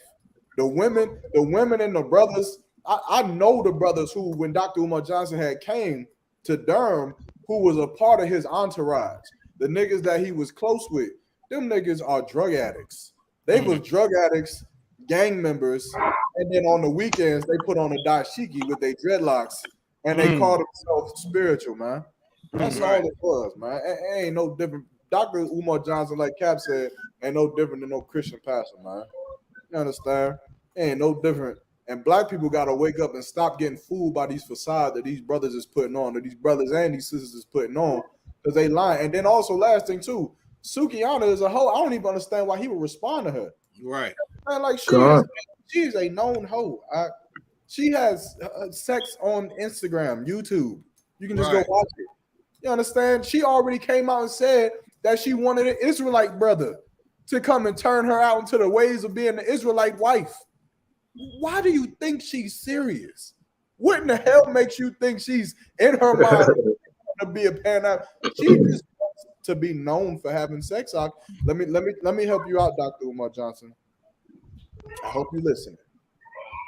The same way you have to be known for being, I guess, what the King Kong of Pan-Africanism. The reason why you have to dress like you do, the reason why you have to keep your hair the way you do, the reason why you speak the way you do, even though that's not really how you speak. I heard you speak. It's not really how you speak. Right. But even though you put on this imagery and this facade so that you can keep the imagery that pleases the people that pay you. Let me help you out, Dr. Umar Johnson. Sukihana has to be a hoe. Right. She has to be. She has to be naked. She can't put on a dashiki with you. She can't be a natural woman with you, because that's not what pays her. That's not what gets her paid. What gets her paid is a hoe, and that's all I hope I could give you. That's all I can tell them. That you gotta be smarter than what you're being. You understand? She gets paid to dress like a hoe, to be provocative, to have sex with everybody. So if she can have sex with the top Israelite, she gonna do it. If she can have sex with the top lawyer, she gonna do it. If she gonna have sex with the top athlete, she can do it. She's going to do it because she's a hoe. And now you don't have to waste your time talking about changing her life or anything like that, because we don't save hoes around here. We leave them alone. That's right. Okay. Doctor, I was reading some of the text message transcripts from the conscious stripper that put him on blast. Dr. Umar Johnson called her a maggot in one of the text messages. I said, God damn. I heard a nigga call her girl. He called her a maggot. He got so mad. This nigga, she Saki, go ahead. No, I was saying, was that before or after he had sex with her? Of course, after. Oh, he dirty. And then not to mention, he already knew she was a stripper and had seen pictures of her on the stripper pole. He says okay with him. It's fine. He likes whores, man. Dr. Umar Johnson no different than a Christian pastor. He likes whores. And then on top of that, he claims to understand polygamy, but then he's hiding this chick. Like she's saying how he's always busy, or you can't come into town because my family's at the house. Who the hell says that to your wife? Your family's at the house. That's Christian as hell. You know, tell my ribs she can't come over because my family's at the house. He don't even believe in polygyny. He don't even understand the principles of it. He's a liar. Like, I don't understand what's going to happen for people to wake up and realize the I.S.U.P.K has been right since your inception. That's about right. Everything. You're wrong about everything. That's right. Pimp, man. He's bad at pimping. You know, he's terrible at it. You know what I'm saying? He a chump. Let me come outside. He's a conscious chump, man. Yeah, stop playing. Come outside. I'm tired of hearing about these. He's an unconscious chump. And I'm sick of hearing Dr. Umar Johnson. And Trick Nasheed, you know, let's not even get started on that brother, man. Like, he's another one. He's always got some camera in his face. But because the topic's not about Trick Nasheed, we'll get off of him right now. Pause. I'm pretty sure he's gonna do something stupid, and that's for sure. We're gonna get on his black ass in a minute too. Right. I know they was beefing though at one point. I know that they're both two pimps. Trick Nasheed actually used to be a pimp in real life. And this nigga here's a pimp, but he's a fake pimp. But Trick Nasheed don't like it. Oh man, this how Dr. Umar Johnson, you know what I'm saying, speaks to the black queens. Before I continue with my message, thank you, Sister Avanti, $10 coming on the Cash App. Thank you, sister. Next time, make it 20, but thank you for that 10. I know you barely had that. Damn, a pimp. Hey, look, you about to make me hate this nigga for real. I tell you, a pimp. Thank you, Sister Avanti, $10 coming on the Cash App. Thank you, sister. Next time, make it 20. Next time, make it 20. Next time, make it 20. Next time, make it 20. But thank you for that 10. I know you barely had that. Thank you, sister. Backtrack. Only pimps talk like that, man. Next time, make it 20. I know you barely had it. Did he say I know you barely had that? Yeah, come on. He took her last 10. I know you barely had that. Thank you, sister. Come on, man. Next time, make it 20. But thank you for coming on the Cash App. Thank you, sister. Next time, make it 20. But thank you for that 10. I know you barely had that. Hey, so Logan, this is what you got. This is what you got to see about this witchcraft that they put on you. Look at the words that he using: sister, brother. Yeah, right. Like, what sister or brother do you say that to? Right. Do you say next time make it 20? I couldn't imagine. Hey, One, brother, can you send me some bread? One, I'm lacking right now. He sent me $10. I say the water for that, my brother. Next time make it 20. I know you barely had that. What? Yeah. That's not no brother or no sister. That's right. You understand? That's a pimp to his hoes, man. Right. He his hoe. Like, yo, Barack thought how I was shot for the truth. That's right. Because if we was in the world, I'd smack the shit out this nigga right here, man. If he would have said that to my sister, if my mom would have sent him $10 and he said that, I would have beat the hell out of him for real. And I would have damn around, son. Like, and you whatever sister that is, man. If you that brother, cousin, nephew, father, uncle, boyfriend, husband, man, you should be at this nigga's neck, man. Right. You should be at his throat for that comment, man. Look, don't do that, man. Don't play around like that. Don't play around like that. You know that black people broke. Man. You know how we feel about our money, about our livelihood. We struggling. And you gonna say that to a sister that's trying to support you and what you doing, man? Damn. I gotta be quiet, man.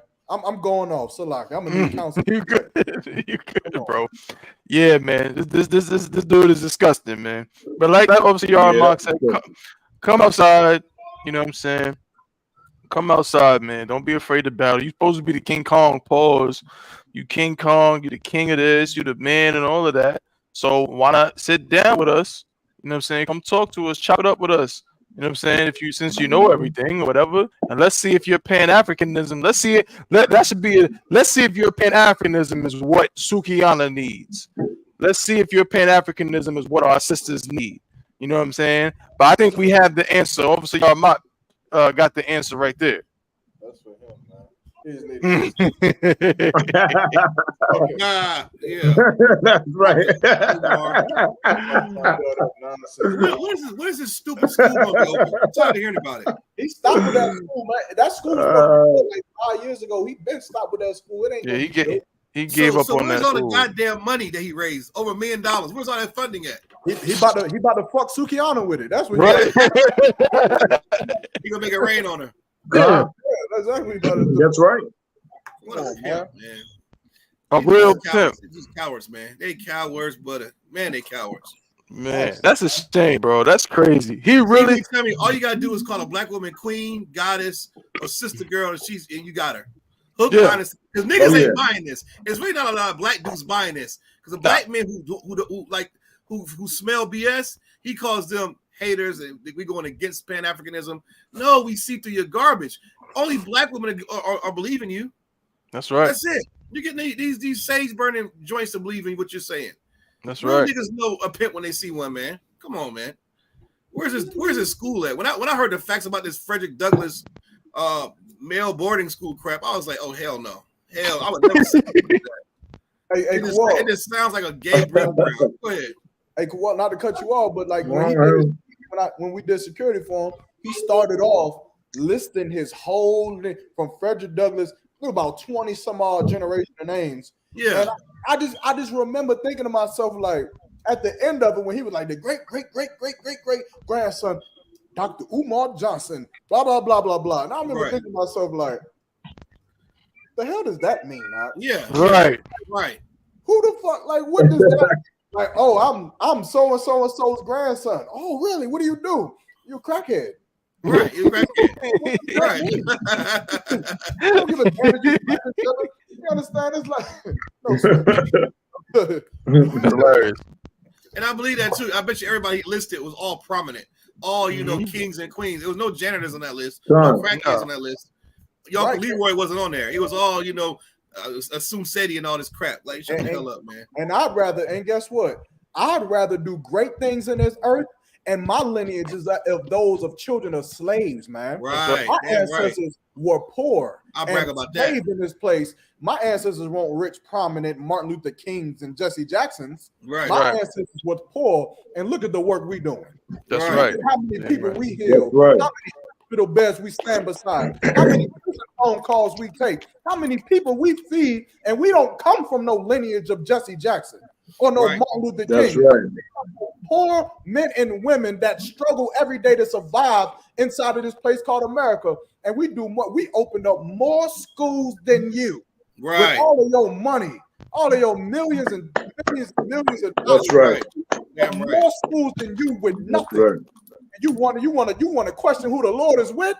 Yep. You better think again.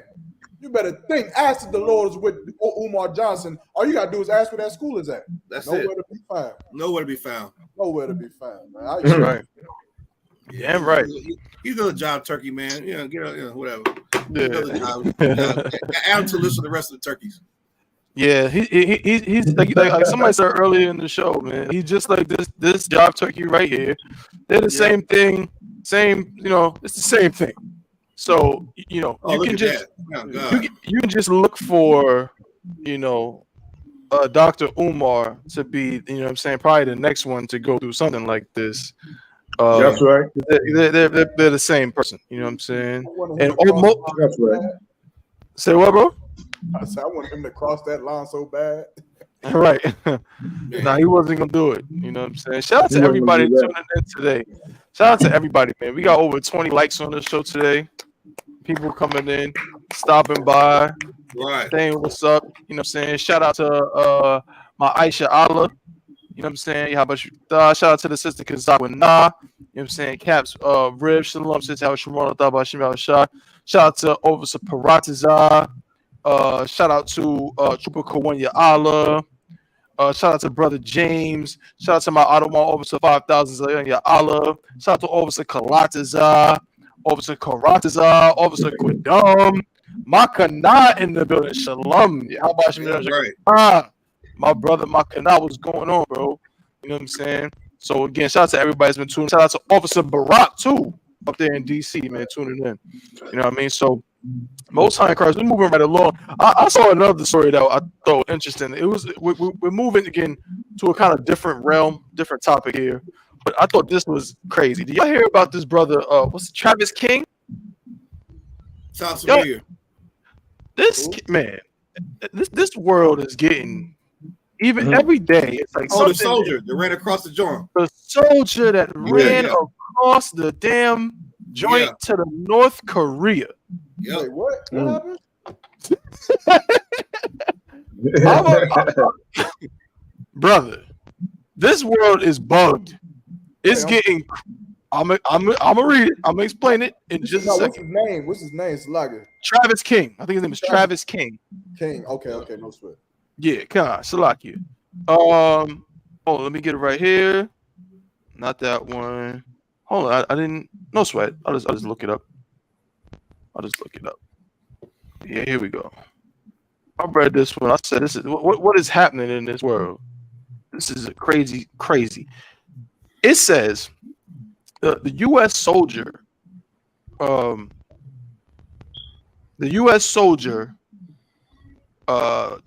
we know about Travis King, the U.S. soldier who crossed into North Korea. So let me get a picture of him up here. Bear with me just a second. Salakia. Again, my computer just got going a little slow. So get on screen. Boom. All right. Yeah. So here's what it says. It says a U.S. soldier who crossed into North Korea on Tuesday did so willfully and without authorization, according to U.S. and international officials. He's now believed to be in custody of North Korean armed forces. The man, whom a U.S. Army spokesperson identified as Travis King, was a private second class who'd been released recently from a detention center in South Korea. He was scheduled to be flown home to the United States when he somehow returned to South Korea, joined a tour group to the demilitarized zone, and ran across the heavily fortified border into North Korea. Here's an overview of what we know. Who is Travis King? Officials say Private Second Class King has been a cavalry scout with the U.S. Army since January of 2021. The 23-year-old had been stationed in South Korea. He had recently served 2 months in a prison there on charges of assault, the Associated Press reported. Several South Korean media outlets report that King had punched a South Korean national in a club last September. Mm-hmm. He had also been fined $5 million, which is about $3,942, for causing public damage and being uncooperative with police during his arrest. According to an account from the Kosan Ilbo newspaper, citing legal sources, King yelled obscenities at South Korean police as he kicked the doors and interior of a police vehicle. CBS News reports that King was released to U.S. officials at the military hub in the country about a week ago. Before bolting into North Korea, King was being escorted to an airport outside of Seoul, where he was expected to board a plane bound for Fort Bliss, Texas, to face military disciplinary action. Officials escorted him through airport security, but King somehow managed to ditch the escort and make his way out of the terminal and back to the demilitarized zone between North and South Korea. That is where officials said King, who was dressed in civilian clothes, joined a tour of the Korean border village of Panmunjom. What happened when King crossed the border? One member of the tour described the incident on a now deleted Facebook post, saying King laughed loudly, then ran between two buildings and eventually into North Korea. Another told the AP that King was one of 43 tourists in the group and appeared to be traveling alone, dressed casually in jeans and a t-shirt. He made his move at the end of the tour, disappearing down a narrow passageway between the DMZ's famous blue buildings before the soldiers standing guard on the South Korean side had time to respond, said the woman, Sarah Leslie. Just one more. Leslie says she didn't see any guards on the North Korean side and was told by her tour guides that the army there had decreased its presence at the DMZ since the start of the COVID-19 pandemic.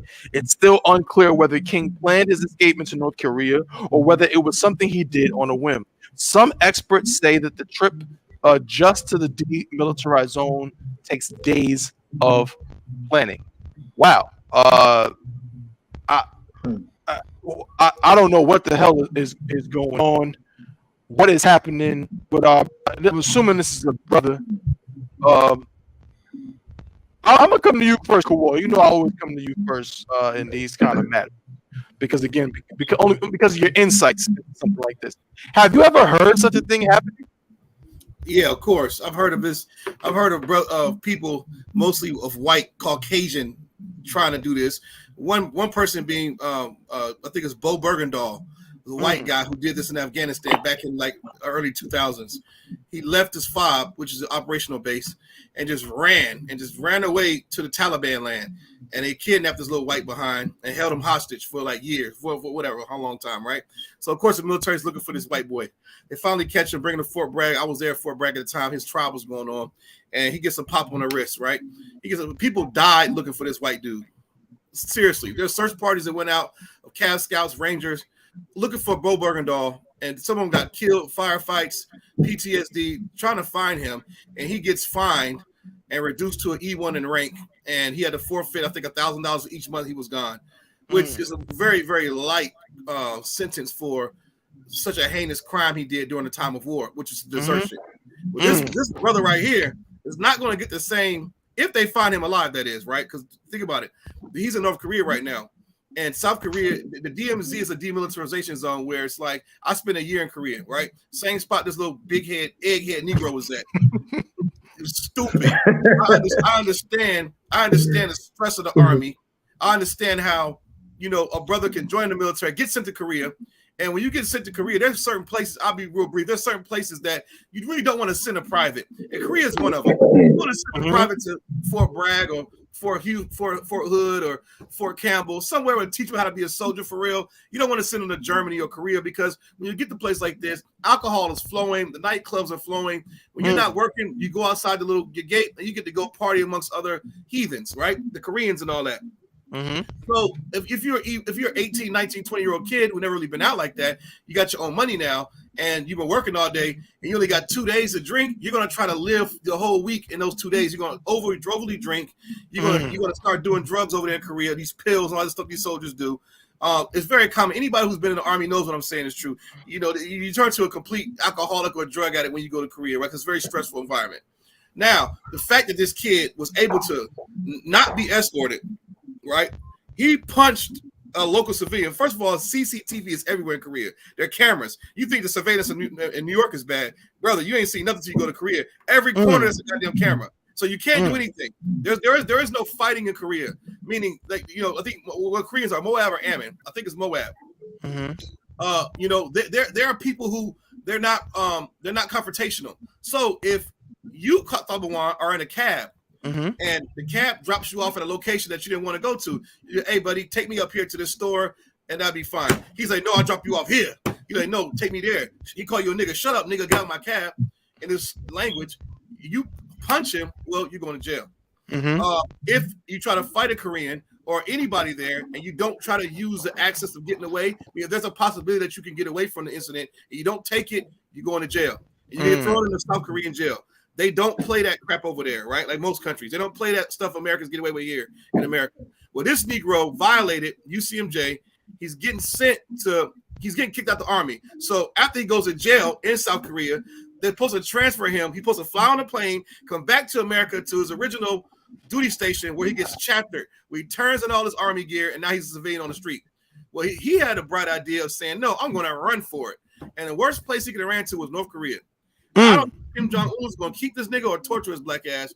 But either way, he's stupid, because he's not going to get shown the same love and the same respect as Bo Bergendahl at all. Not only he was already getting chaptered, which means the Army don't want to deal with soldiers who get chaptered.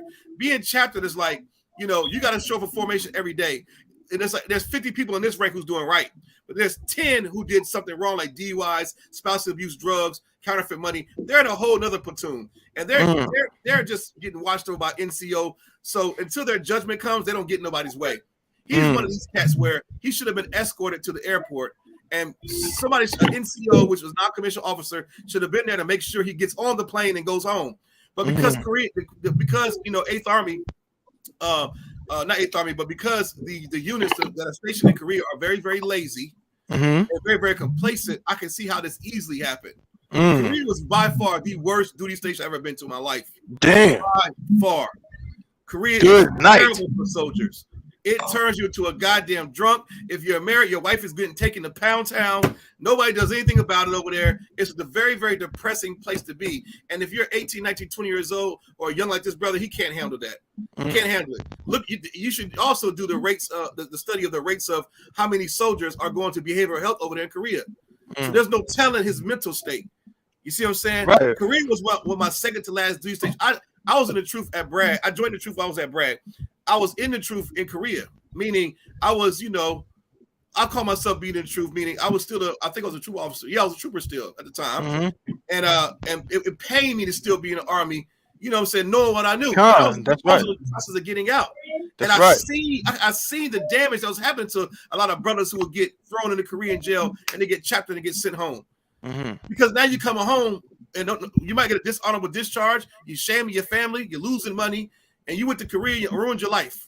This brother tried to make a run for it to the DMZ. Now we're in a situation where are the North Koreans going to turn it back over to the U.S. or are they going to do this thing where, this for that? Okay, you give us this person, we'll give you that person, or we got one of yours over here now. Now what's going to happen? Now conspiracy theorists are going to run with this and say, oh, it's about to be time to vote. It's presidential election time. Stuff like this always happens. What's going to happen now? Well, trying to act like a white man and desert your post. Black people don't do that. White men do that, and he's going to find out he's not white. They're going to hang him by his, what. What you're going to see happen to this brother, if they don't kill him, it's not going to be pretty. That's right. Not going to be pretty. Right. The DMZ separates North Korea from South Korea, and it's like, it's patrol. So it's easy. It's not accessible to everybody. You can go see the DMZ, but to get close to it, there's soldiers there posted with guns. Because anytime a rocket get fired in Korea, South Korea is U.S. military. They got thousands of nuclear weapons. North Korea got 13,000 bunkers full of missiles. Any moment it can go crazy and set it off. And you're going to run to North Korea? Boy, they're about to barbecue his black ass. I'm sorry. He's not going to have the same. He's not going to have the same love and understanding of his mental state like Bo Bergendahl did when he left his father in Afghanistan, and he just walked out. He walked to the Taliban just like this black dude walked through the DMZ and laughed. That's crazy. Lets me know he's not in his right mind. He's playing games. Yeah, it's funny. I was random, but I was actually watching Law and Order last night. I'm old. I'll be watching Law and Order. I'm watching an episode of Law and Order, and the episode was something to that effect, where a bunch of soldiers, I guess, were given some kind of experimental drug, right? And it was making them bug out. And they was, they killing their families, killing their wives, all kind of things. And so, and you add that in with, again, with what these soldiers go through in the U.S. military, which begs this question, and I'm gonna go to you, Cap. Our brothers, and Obstacle Wall being a great example of a brother who the Lord, because Obstacle Wall could very easily, as with many brothers, could very easily have died. You know what I'm saying? Fighting for this country that hates his guts anyway. Fact. God. But he found the truth, changed his life. The Lord was with him, and he got out of Esau's military, and is now a priest and officer of 1,000 in the Lord's army. You know what I'm saying? Right. Most high Christ. Damn right. Absolutely. You know what I'm saying? I got to definitely give a hand clap for that. You know what I'm saying?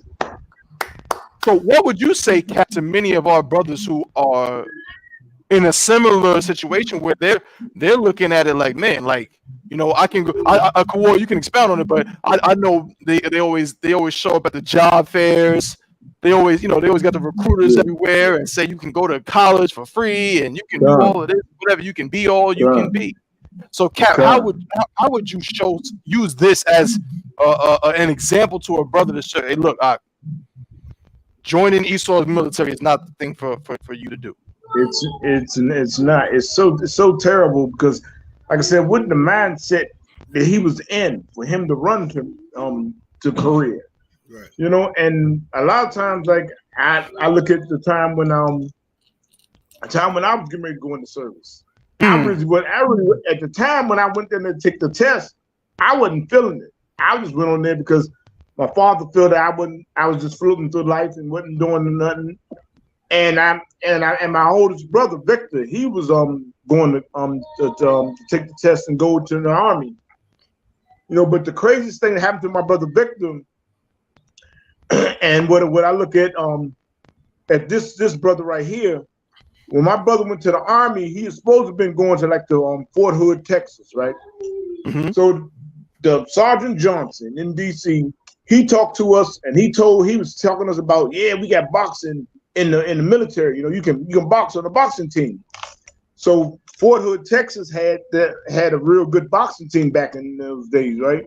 Mm-hmm. So my brother Victor, Sergeant Johnson promised my brother Victor that, we're gonna get you hooked up to Fort Hood, Texas. You're gonna be down there and you're gonna be on the boxing team, you know. Man, my brother joined the army and he was in Germany. Wow. He was in Germany going through hell in Germany that he hated. He hated it, right? But my brother Victor, he's that nigga that you ain't gonna get him to do something he don't want to do. Right. You can't scare him. He got two sides. He got his one side, he's the funniest dude you want to ever meet. Funny. Then the other side, he'll whoop your ass if you fuck with him, you know. Right. So he had those two sides to him, you know. So he went, man, and I told him, I said, man, he need to write a script for a comedy show, for a comedy movie about what he did, but he went through a whole lot. And he didn't break him. The army didn't break him, and then they had to just discharge him. They discharged him because he was like, man, he did crazy shit, you know. But it was like, I can tell it would have broke and crushed anybody that wasn't had a strong mind. Right. It would have crushed him, and he probably did something and run over to Germany's side and try to fight with the Germans or something like that. He might have did that, you know. But these are the type of things that brothers are going through. You know what I'm saying? And this by us being the times that we are in, come on, brothers, man. The scriptures say that the Lord will strike us with madness. You know, so you don't know what the hell was going through his mind. You know that he would run over there, you know, run across, and that's just sad to see. You know, us as a people. You know, and this is just another story of a homeborn slave.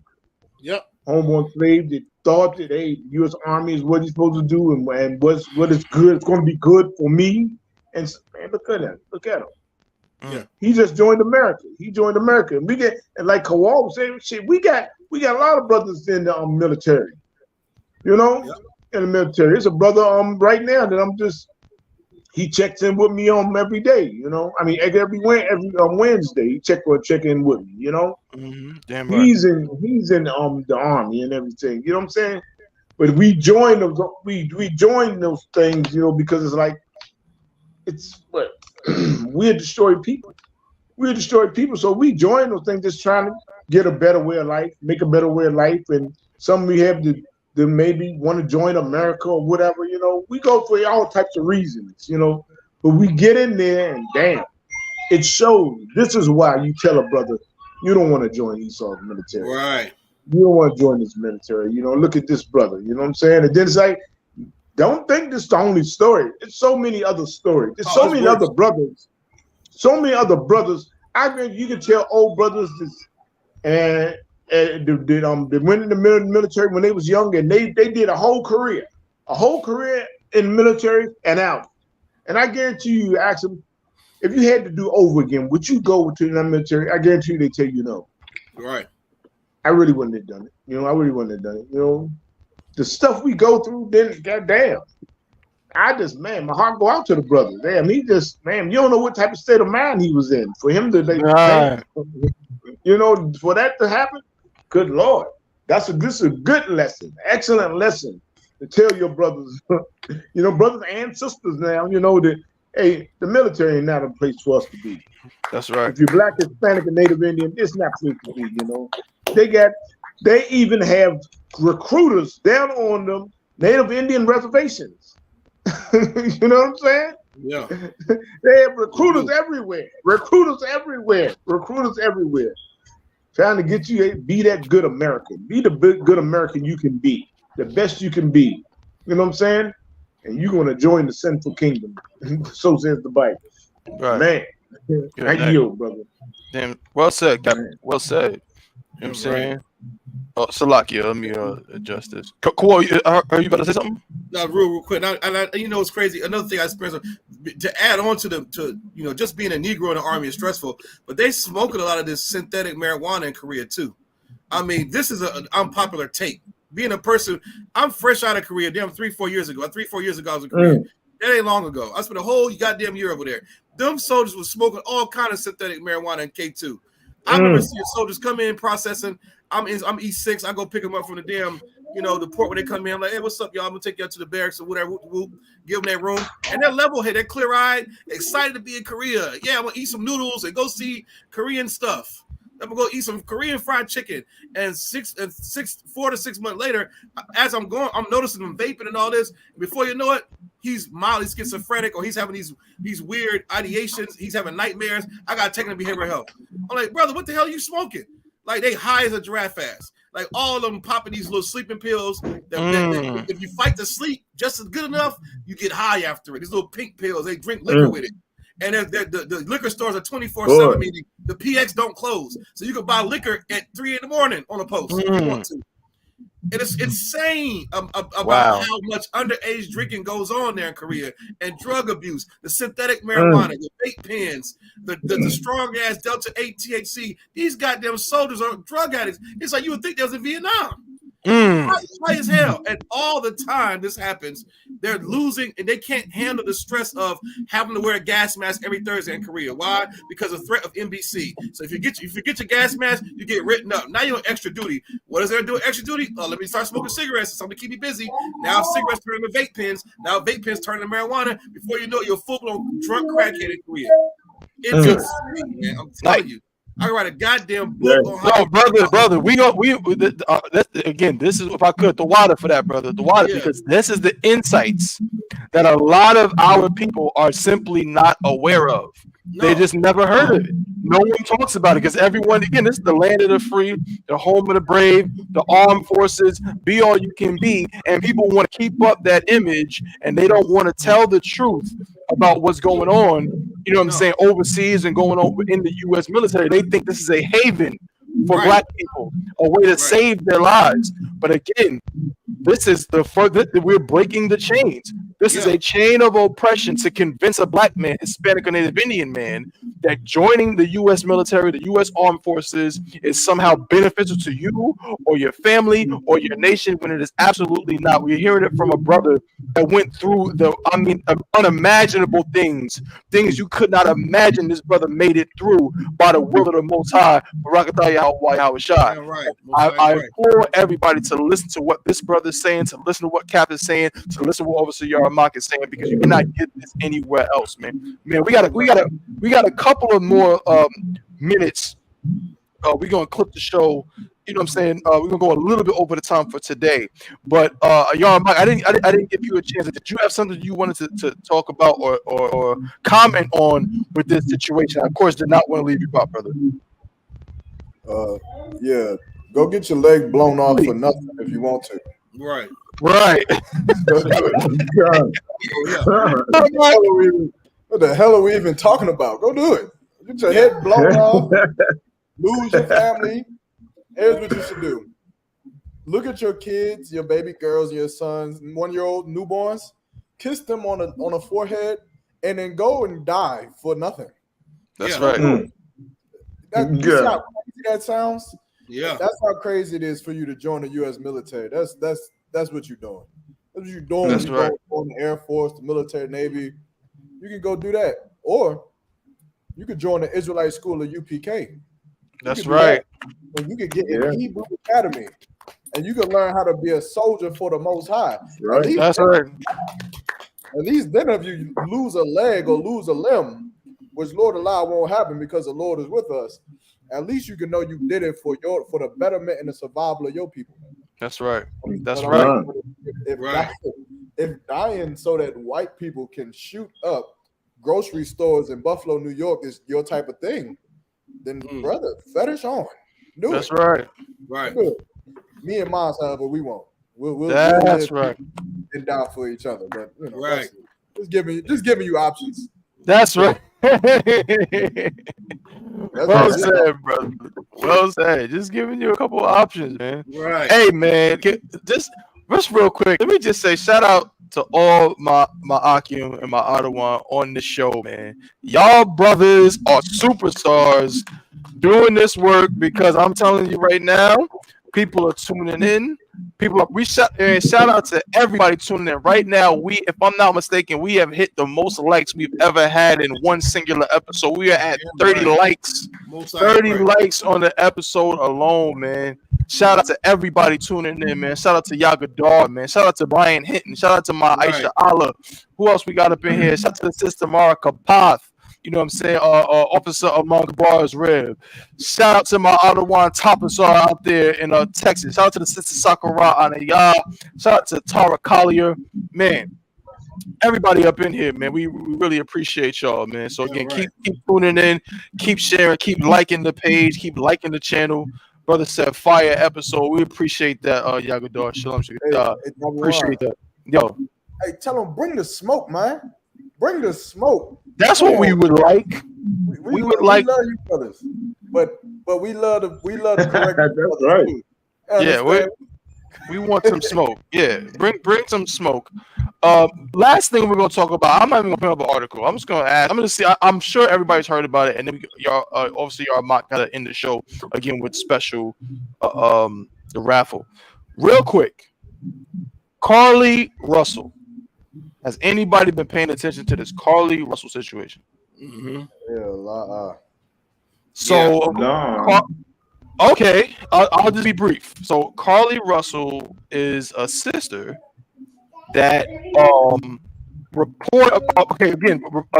apparently she reported a baby, a missing or a wandering child on a highway.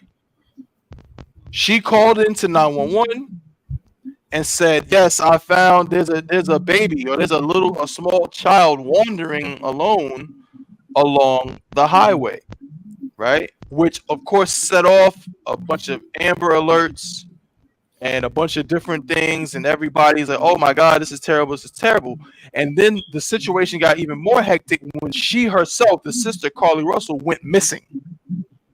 Okay, she went missing. Like they couldn't find, they couldn't find her. Police came to the scene.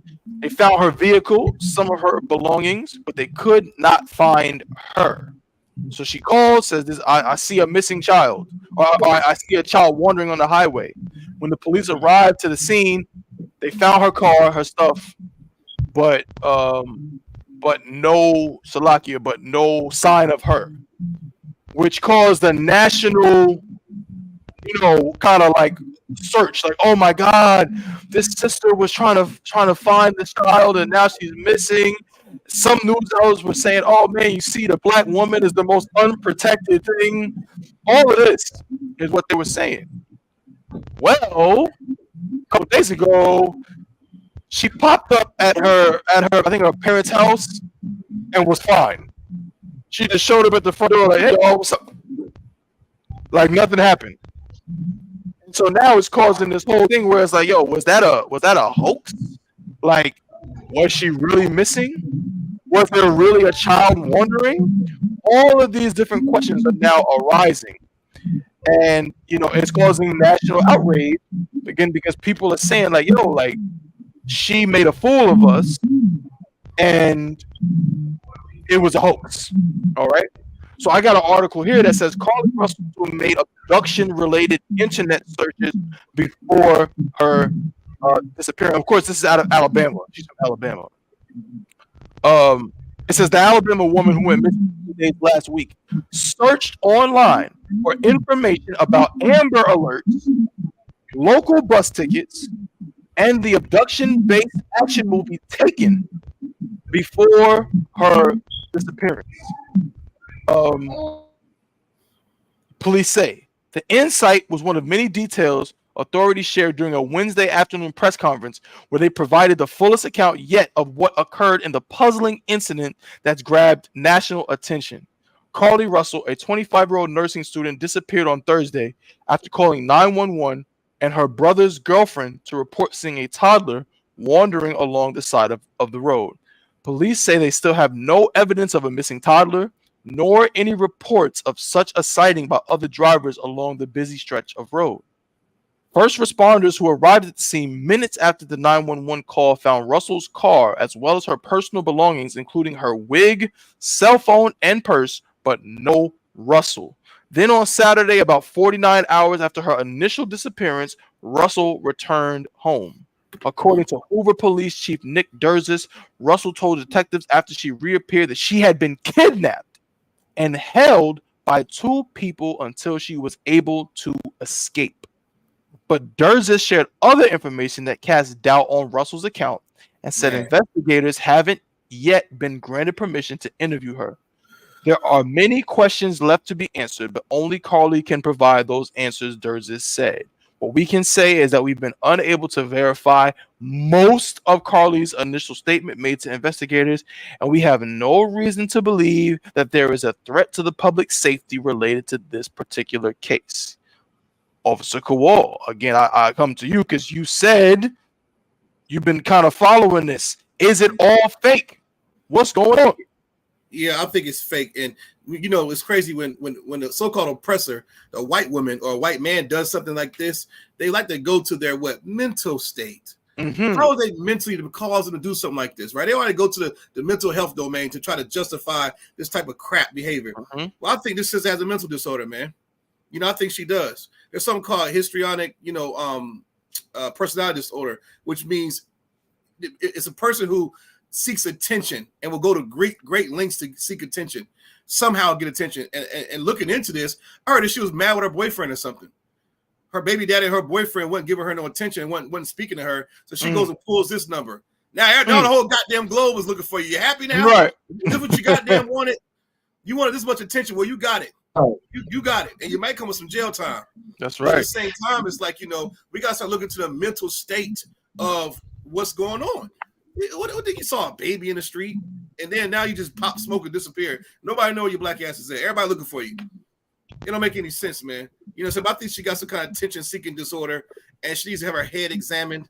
And I saw her. They released her Google search bar with the stuff that she was searching in Google before when they found her, and it was stuff like it was ridiculous. You know what I'm saying? Like you got what she was typing in in the Google. It was broad though. It wasn't like the exact, but she looked at the movie Taken. Yeah, like Taken, and like, come on. Yeah, Amber Alert. She looked up Amber Alert. Like she said, she used her cell phone. It says only on July 11, 2 days before she went missing, Russell used her cell phone to search whether you have to pay for an Amber Alert. And that you want attention. You want this nigga to pay some attention. Now you got global attention. You want to listen? Oh, he's not calling me. I'll show him. Yeah, you showed him all right. Congratulations. Congratulations. Now you're going to end up on the wrap up 2023 with Uncle Murder rapping your dumb ass name. Right. Good night. That's a fact. Cap. I think Cap.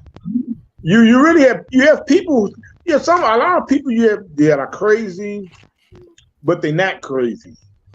And they're not crazy, and they don't think they're crazy, but they're trying to act crazy, And then you got some people just out there that are crazy, But since she did something so stupid, she needs to go and learn and see how many Native Indians out here in Oklahoma who are missing. Native Indian little girls who have been taken to somewhere, maybe another part of the world. You know, you get so many Native Indian teenage girls who are missing, been taken. They've been really taken. You know what I'm saying? And then you're gonna come and have a hoax like this. Mm-hmm. You know what I'm saying? That's right. If you're not crazy, you ought to beat the hell out of her and make her crazy. That's right. Right. You know, I mean, really. You know, we got enough problems, man. What the hell? The problems we have, come on. You're gonna play and come on, man. Come on, it's terrible. That's kind of real stupid. That's a fact. Stupid. It's stupid and sad. You know, stupid and sad. You know, come on. The person, you know, be that screwed up in the head, and she's one of those people that she might not think she's crazy, but she is crazy. That's right. She is crazy. That's right. She probably thinks she's sane. Yep. Yeah, exactly. She might think she like, hey, yeah, I got brains. I'm smart. No, you're a damn fool. Yeah. You're a complete idiot. You are a complete idiot. You know. Good night. God of Wakan. Damn, brother. Oh God, y'all. Again, I saw the articles, y'all. They were saying the first response that people had was, "Oh, the black woman, the black woman is just she's unprotected." See, this black woman was trying to save the babies. She was trying to save the baby, and then look what y'all doing now. You know what I'm saying? So, how then? What does this? Should this be a wake up call, or what does this say? What should we take from this, Yerma? Yeah, I ain't really all too sure about even the story, but I ain't gonna fault no black person for wanting to say that a black woman is unprotected. That's right. Because a black woman is unprotected in America. That's right. Like a black man is unprotected in America. Black people are protected. So, of course, when you see certain stories or certain articles go out, your initial instinct is to justify the person that's in it, and that's beautiful. Do that, but also do it for that black brother. Also do it for him. That's right. Do it for that brother who you think is just a no down dirty scumbag because he having to rob stores or he having to live a lifestyle that you think is not becoming. Don't just think of him as some social predator. Give him the benefit of the doubt too. That's right. Maybe he's a man that is oppressed. Maybe he's a man that suffers from PTSD from slavery. Maybe he's a man that needs help. Maybe he's a man that needs a woman like you. Right. Maybe you're the woman that can help a brother just like her. You know what that sister may need? She may need a broke nigga. That's right. That's right. You might need a broke man. You understand? But what you gonna say? With all of her lies, you gonna say, "Oh, a broke man shouldn't date her"? Nah, somebody. That's right. Let's just be real with it. What it is, man. We got problems in the nation of Israel. We do, and it's good that we, you know, at some point you try to get a benefit of the doubt to brothers and sisters. You should, but you got to do it for all of the nation of Israel, man. Whenever I see a brother doing something, I already imagine that it's coming because of the oppression, or he's doing it because of the oppression that the white man has put on him, man. Right. Because of the slave. I look at them drug dealers and them gang members, and I look at all the things they doing, and even though it's weak to be a drug dealer and to be a gang member, man, I don't look down on them brothers like they the scum of the earth. Like they just a bunch of niggas and this and niggas that, man. Brothers is valuable, man, and they've been misused, mistreated. Right. They've been abused by America, man, and they trying to find a way out. They ain't doing nothing for any other intent other than to put food in their stomach, other than to put clothes in their back, other than to buy a drink at the bar. That's what they doing it for. You understand? They ain't selling drugs to make money to burn it. They making money to spend it on the things that they need and what they want. So get them the benefit of that too. You understand? And that same love you have for that brother, for that sister, you got to have for them brothers too, man. But that's like I said, I ain't sure about the story, all the details, man. It sounds like she got some kind of mental disorder. Right. That's right. Sounds like she slow. She needs some help. She may need that group man to deal with her. If I could, I think Officer Kowal mentioned it. Like the what's coming out now is like, I guess she had an issue with her boyfriend, and she's like mad lonely. Yeah, she's like all lonely. She wanted attention. Is what they saying. Well, no sweat. She want attention. She want to be held. She want to be touched. Whatever. I don't understand.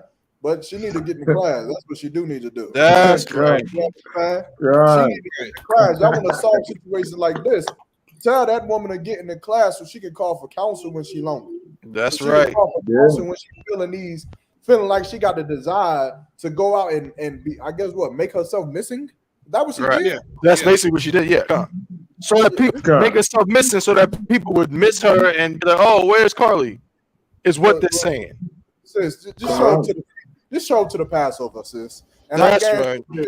Show up to the Passover, get into the Israelite school of UPK, and I guarantee that them demons will never attack you again. Look, there are so many sisters in the school, and I know a lot of you sisters, you tired of this. You tired of having to be righteous. You tired of having to deal with multiple wives. But you know what keeps you? You know that if you don't show up to the Passover next year, everyone is going to say, where the hell is Sister So-and-so? Right. Where is Sister So-and-so? Where's she at? You going to have to be there. Yeah. You're going to have to be there. You know why? Because the Lord established the truth in 1969, and he established it with the premise of brotherhood and sisterhood. So when the demon of being lonely does not exist, it doesn't. You got sisters and you got brothers who expect you to be there. They expect you to be at camp. They expect you to be at the Passover, at the Feast of Unleavened Bread, at the Feast of Tabernacles, at the Feast of First Fruits. And if you're not there, they're going to ask about it. And sis, you don't ever have to, use the Amber Alert. This is dumb. Right. Stupid. You went and called the Amber. Did she call on herself? Right. No, she called 911 claiming she saw a baby on the side of the road by themselves. And then by the time the ambulance got there, she was gone. And then 2 days later, she just popped up at her house like, I'm back. Right. And then also, I don't know, she might have been with some other man. Who knows? Who knows, right? Who knows? That could play into this. We shall see. We're going to follow this story. We are going to continue to follow this story and see what becomes of it, because it's national news right now. But let me tell you what should be national news. Officer Yarmak, tell them what should be national news right now. The goddamn raffle that we about to do. That's right. There we go. That's what should be national news. You know I'm with you, One. Let's get it. Look, here we go, man. The water for all the brothers, the water for Cap, Officer Kowal, One, man, for all the support, man. Everybody that supported this thing, man. I started this brand early this year, around the time of the Passover. I had a couple ideas. Of course, it's inspired by my name. Yarmak means the Lord's javelin. And of course, my style and my stature is, is simple, to the point, and get the job done. That's usually how I roll. And so I decided to go ahead and make my own brand, which I came up with Javelin Incorporated. You understand? That's my brand. It's my company. It's what I do. So, a lot of you brothers, you have bought, my sweatsuits. I'm coming out with different pieces of clothing, the t-shirts, the shorts. So soon enough, I'm about to come out with the socks, One. I got the hat. I got the hats getting ready to go. I'm telling you, the hats is gonna be fire. I got the cover. I got the bomber jackets getting ready. The flight jackets getting ready to come out. When it start getting cool, I'll start dropping them, dropping them products. But just everybody that supported. You understand? Right now, we are officially in season 1 of the Javelin brand, man, and it's titled The Armory. That's right. Titled The Armory. Right now, we allowing brothers to load up in the armory, get your gear, get your sweatsuits, get your shorts, get your t-shirts. You understand? We gonna get it in. But because of the Chainbreakers podcast and because of y'all support, we've been doing raffles, man, and we did it, like I said before. We did a raffle a few weeks ago. I think we had about 3 or 4 winners. One won a sweatsuit and 3 people won t-shirts. You understand? This week, we're doing it again. $1 raffles. At this point, to enter the raffle is closed and shut off. It was $1 raffles. And I think, not to be long-winded, I think we should just go ahead and get into it. Let's get it. Most High in Christ. All right, bro. It's on you, brother. This raffle right here is for, the T-shirt. Damn, do I got a picture of it? Y'all should have put a picture of the T-shirts up, man. But also, big shout out to Officer Kowal, man. Officer 1000 Kowal, man. Big shout out to him. This brother has been helping me throughout this whole thing, man. There is not a piece of Javelin brand clothing that you have that this brother did not create. You understand? Did not create with me, man. So he just as much a part of Javelin as I am. We needed to be partners at this point. It's all you, brother. You got it. Most High in Christ, brother. Throughout it. Damn right, man. So shout out Officer Kowal, man. And again, shout out everybody supported, but we're gonna get into it. Right? Thabo, I might need your help, but brothers, make sure y'all can see the screen and everything. God. You should have control over that. So yeah. I see it just fine. Y'all see it. All right, so here we go. Right here, if you look on the left-hand side, it says Javelin Raffle 1, the season of Armory. Each spin will determine your acceptance into the Armory. Right? All of these names on this list, they have entered in $1 raffles. I got somebody here that entered $20. They entered 20 times. Woo! Understand? So, but at the end of the day, it's all up to, we gonna do it, man. So, also just a disclaimer: if the Wi-Fi trips up, the raffle on my end does not slow down. It may slow down on your end because your Wi-Fi may be slow, or something may happen with the stream. But on my end, it's not stopping. So you ain't gotta think that nothing's going on. It's solid. Everything is to the point. We gonna get it on right here. Shout out to everybody that participated. But this is for the T-shirt. Big money, big money. You said what? I said big money. Pause, man. I'm trying to win me a shirt. Let's get it. Let's get it. Oh, wait, yeah, I got you in the top one. I almost forgot. Hold on. Let's go.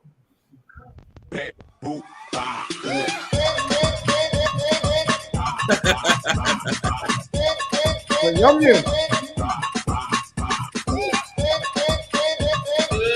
We're gonna win a shirt, man. Here we go.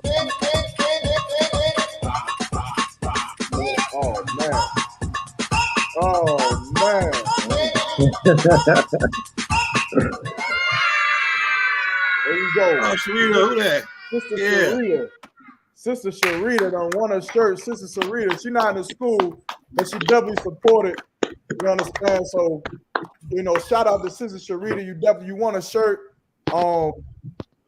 That was gonna be it for the raffle. I'm gonna remove all of Sister Sharita's entries, but Thabo, it would be bad taste. It would be if I just let it go for one shirt. It would be. Fuck it. Let's get it. Man. Play that track again. Sharita, you off, man. Congratulations, Sharita. Congratulations, Sharita.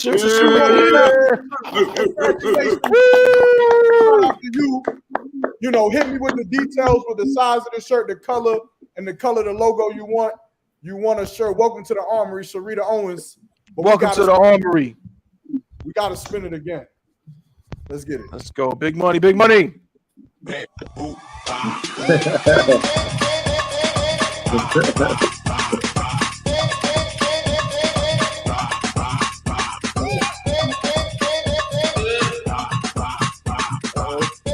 Thinking it's not a y'all. No.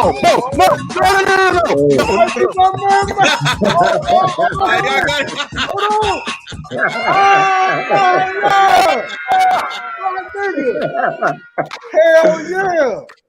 My nigga, Mahayar, man. Hey, Mahayar, man, the diligent one. Welcome That's to the right. Armory, man. Welcome to the man. Hey, look, shout out to Mahayar. He already supported.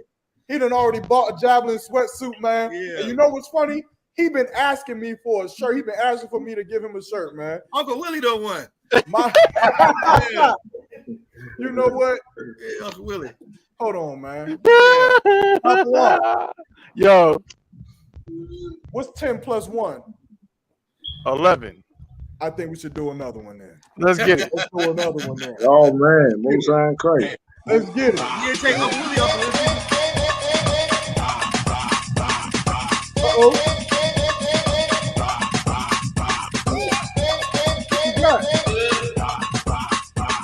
Come on.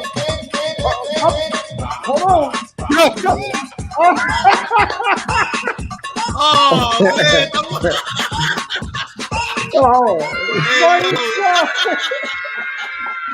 Oh man. Maya Shaw, man. Hey, congratulations, Maya Shaw. Welcome to the Armory again. Maya Shaw won in the last one, man. Yeah. She won in the last one, man. Hey, look, that's 3 javelin shirts that's wild, going out, man. Hey, look. Hey, look. The javelin sweatsuits, man. Hold on. Yo, number one, that's wild. It's right there. It's a lot. It's a lot. Oh, man. The javelin sweatsuits, man. That's really what's hot. That's the flagship of my brand. Hey, look, this is what we're gonna do. And the spirit of brotherhood, and because it's Friday, the javelin sweatsuits are usually $60. I'm gonna spend it one last time for $20 off the next sweatsuit. So if this lands on you, you can get a full sweatsuit for $40, man. You can't go nowhere in the earth and get a quality sweatsuit built with discipline and built with cooling, right? With the truth. That's right, man. So, congratulations, Marshawn. Damn right. So, with that being said, let's get it on. Come on now. I'm gonna put my name in here, man. I need another sweatsuit. I need that burgundy joint. Uh-oh. Oh, man. Wow. Great. Number one, this is Tatiana, man. This is Tatiana. Yeah, Tatiana. Look, you won $20 off your next sweatsuit purchase, man. I think it's time to end the show. Most high in Christ. Oh, damn. Yeah. I accidentally hit it again. Yeah, welcome to the Armory. $20 off again. Come on, this is the last one. This is the last one. Come on with it.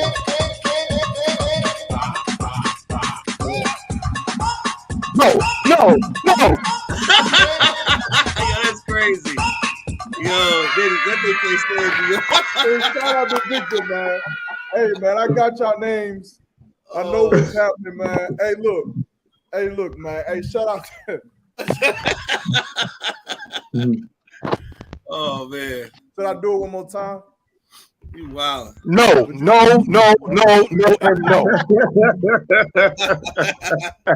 Hey, look, shout out to the 3 winners that won the t-shirts and to the 2 winners that won the $20 off, man. $40 for your next sweatsuit. Hit me up with the color schemes that you want and the size. Hey, look, man. But here, what they say in Rush Hour 2 at the Red Dragon, everybody's a winner, man. Everybody's a winner, right? I got that treasure. Here's the beautiful thing, man. If you spent money on these raffles, and you didn't win nothing, I got your raffle still intact. When we do the next raffle, right, all you got to do is enter in again one time. You'll get your entry plus all the other ones that you've been had from the first raffle all the way to the last. Like, for example, Dabawan been in the first raffle and still ain't won nothing. So, you know, he going to have all the ones he had in the first one, this one, and the one he does in the third one. So, Lord allow, his chances just increase. Yeah. That's right. Man. No sweat. Hey. The Lord knows you, my brother. And you know what's crazy? You got a sweatsuit for free. So you shouldn't even be mad. I don't care, bro. I like to gamble. If I see something pause, if I see something spinning and I'm supposed to win, I'm supposed to win, damn it. I don't want to see other people winning if something's spinning. This is crazy. But hey, look.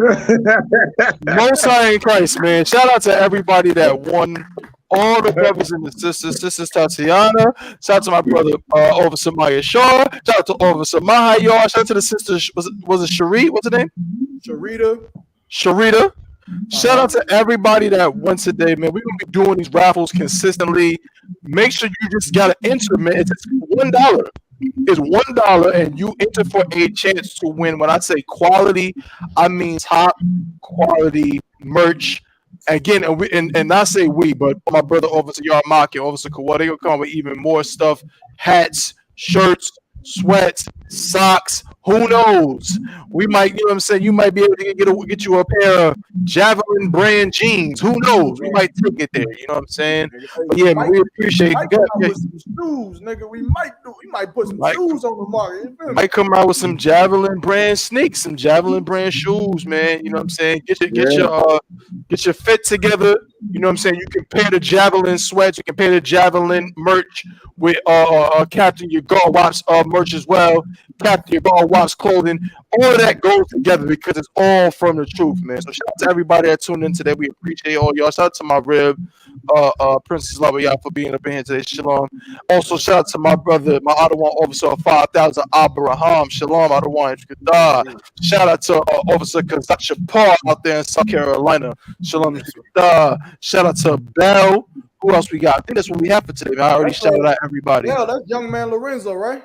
Young man Lorenzo on the building with me right here. Got in the building with me right here. Shout out to them brothers, man.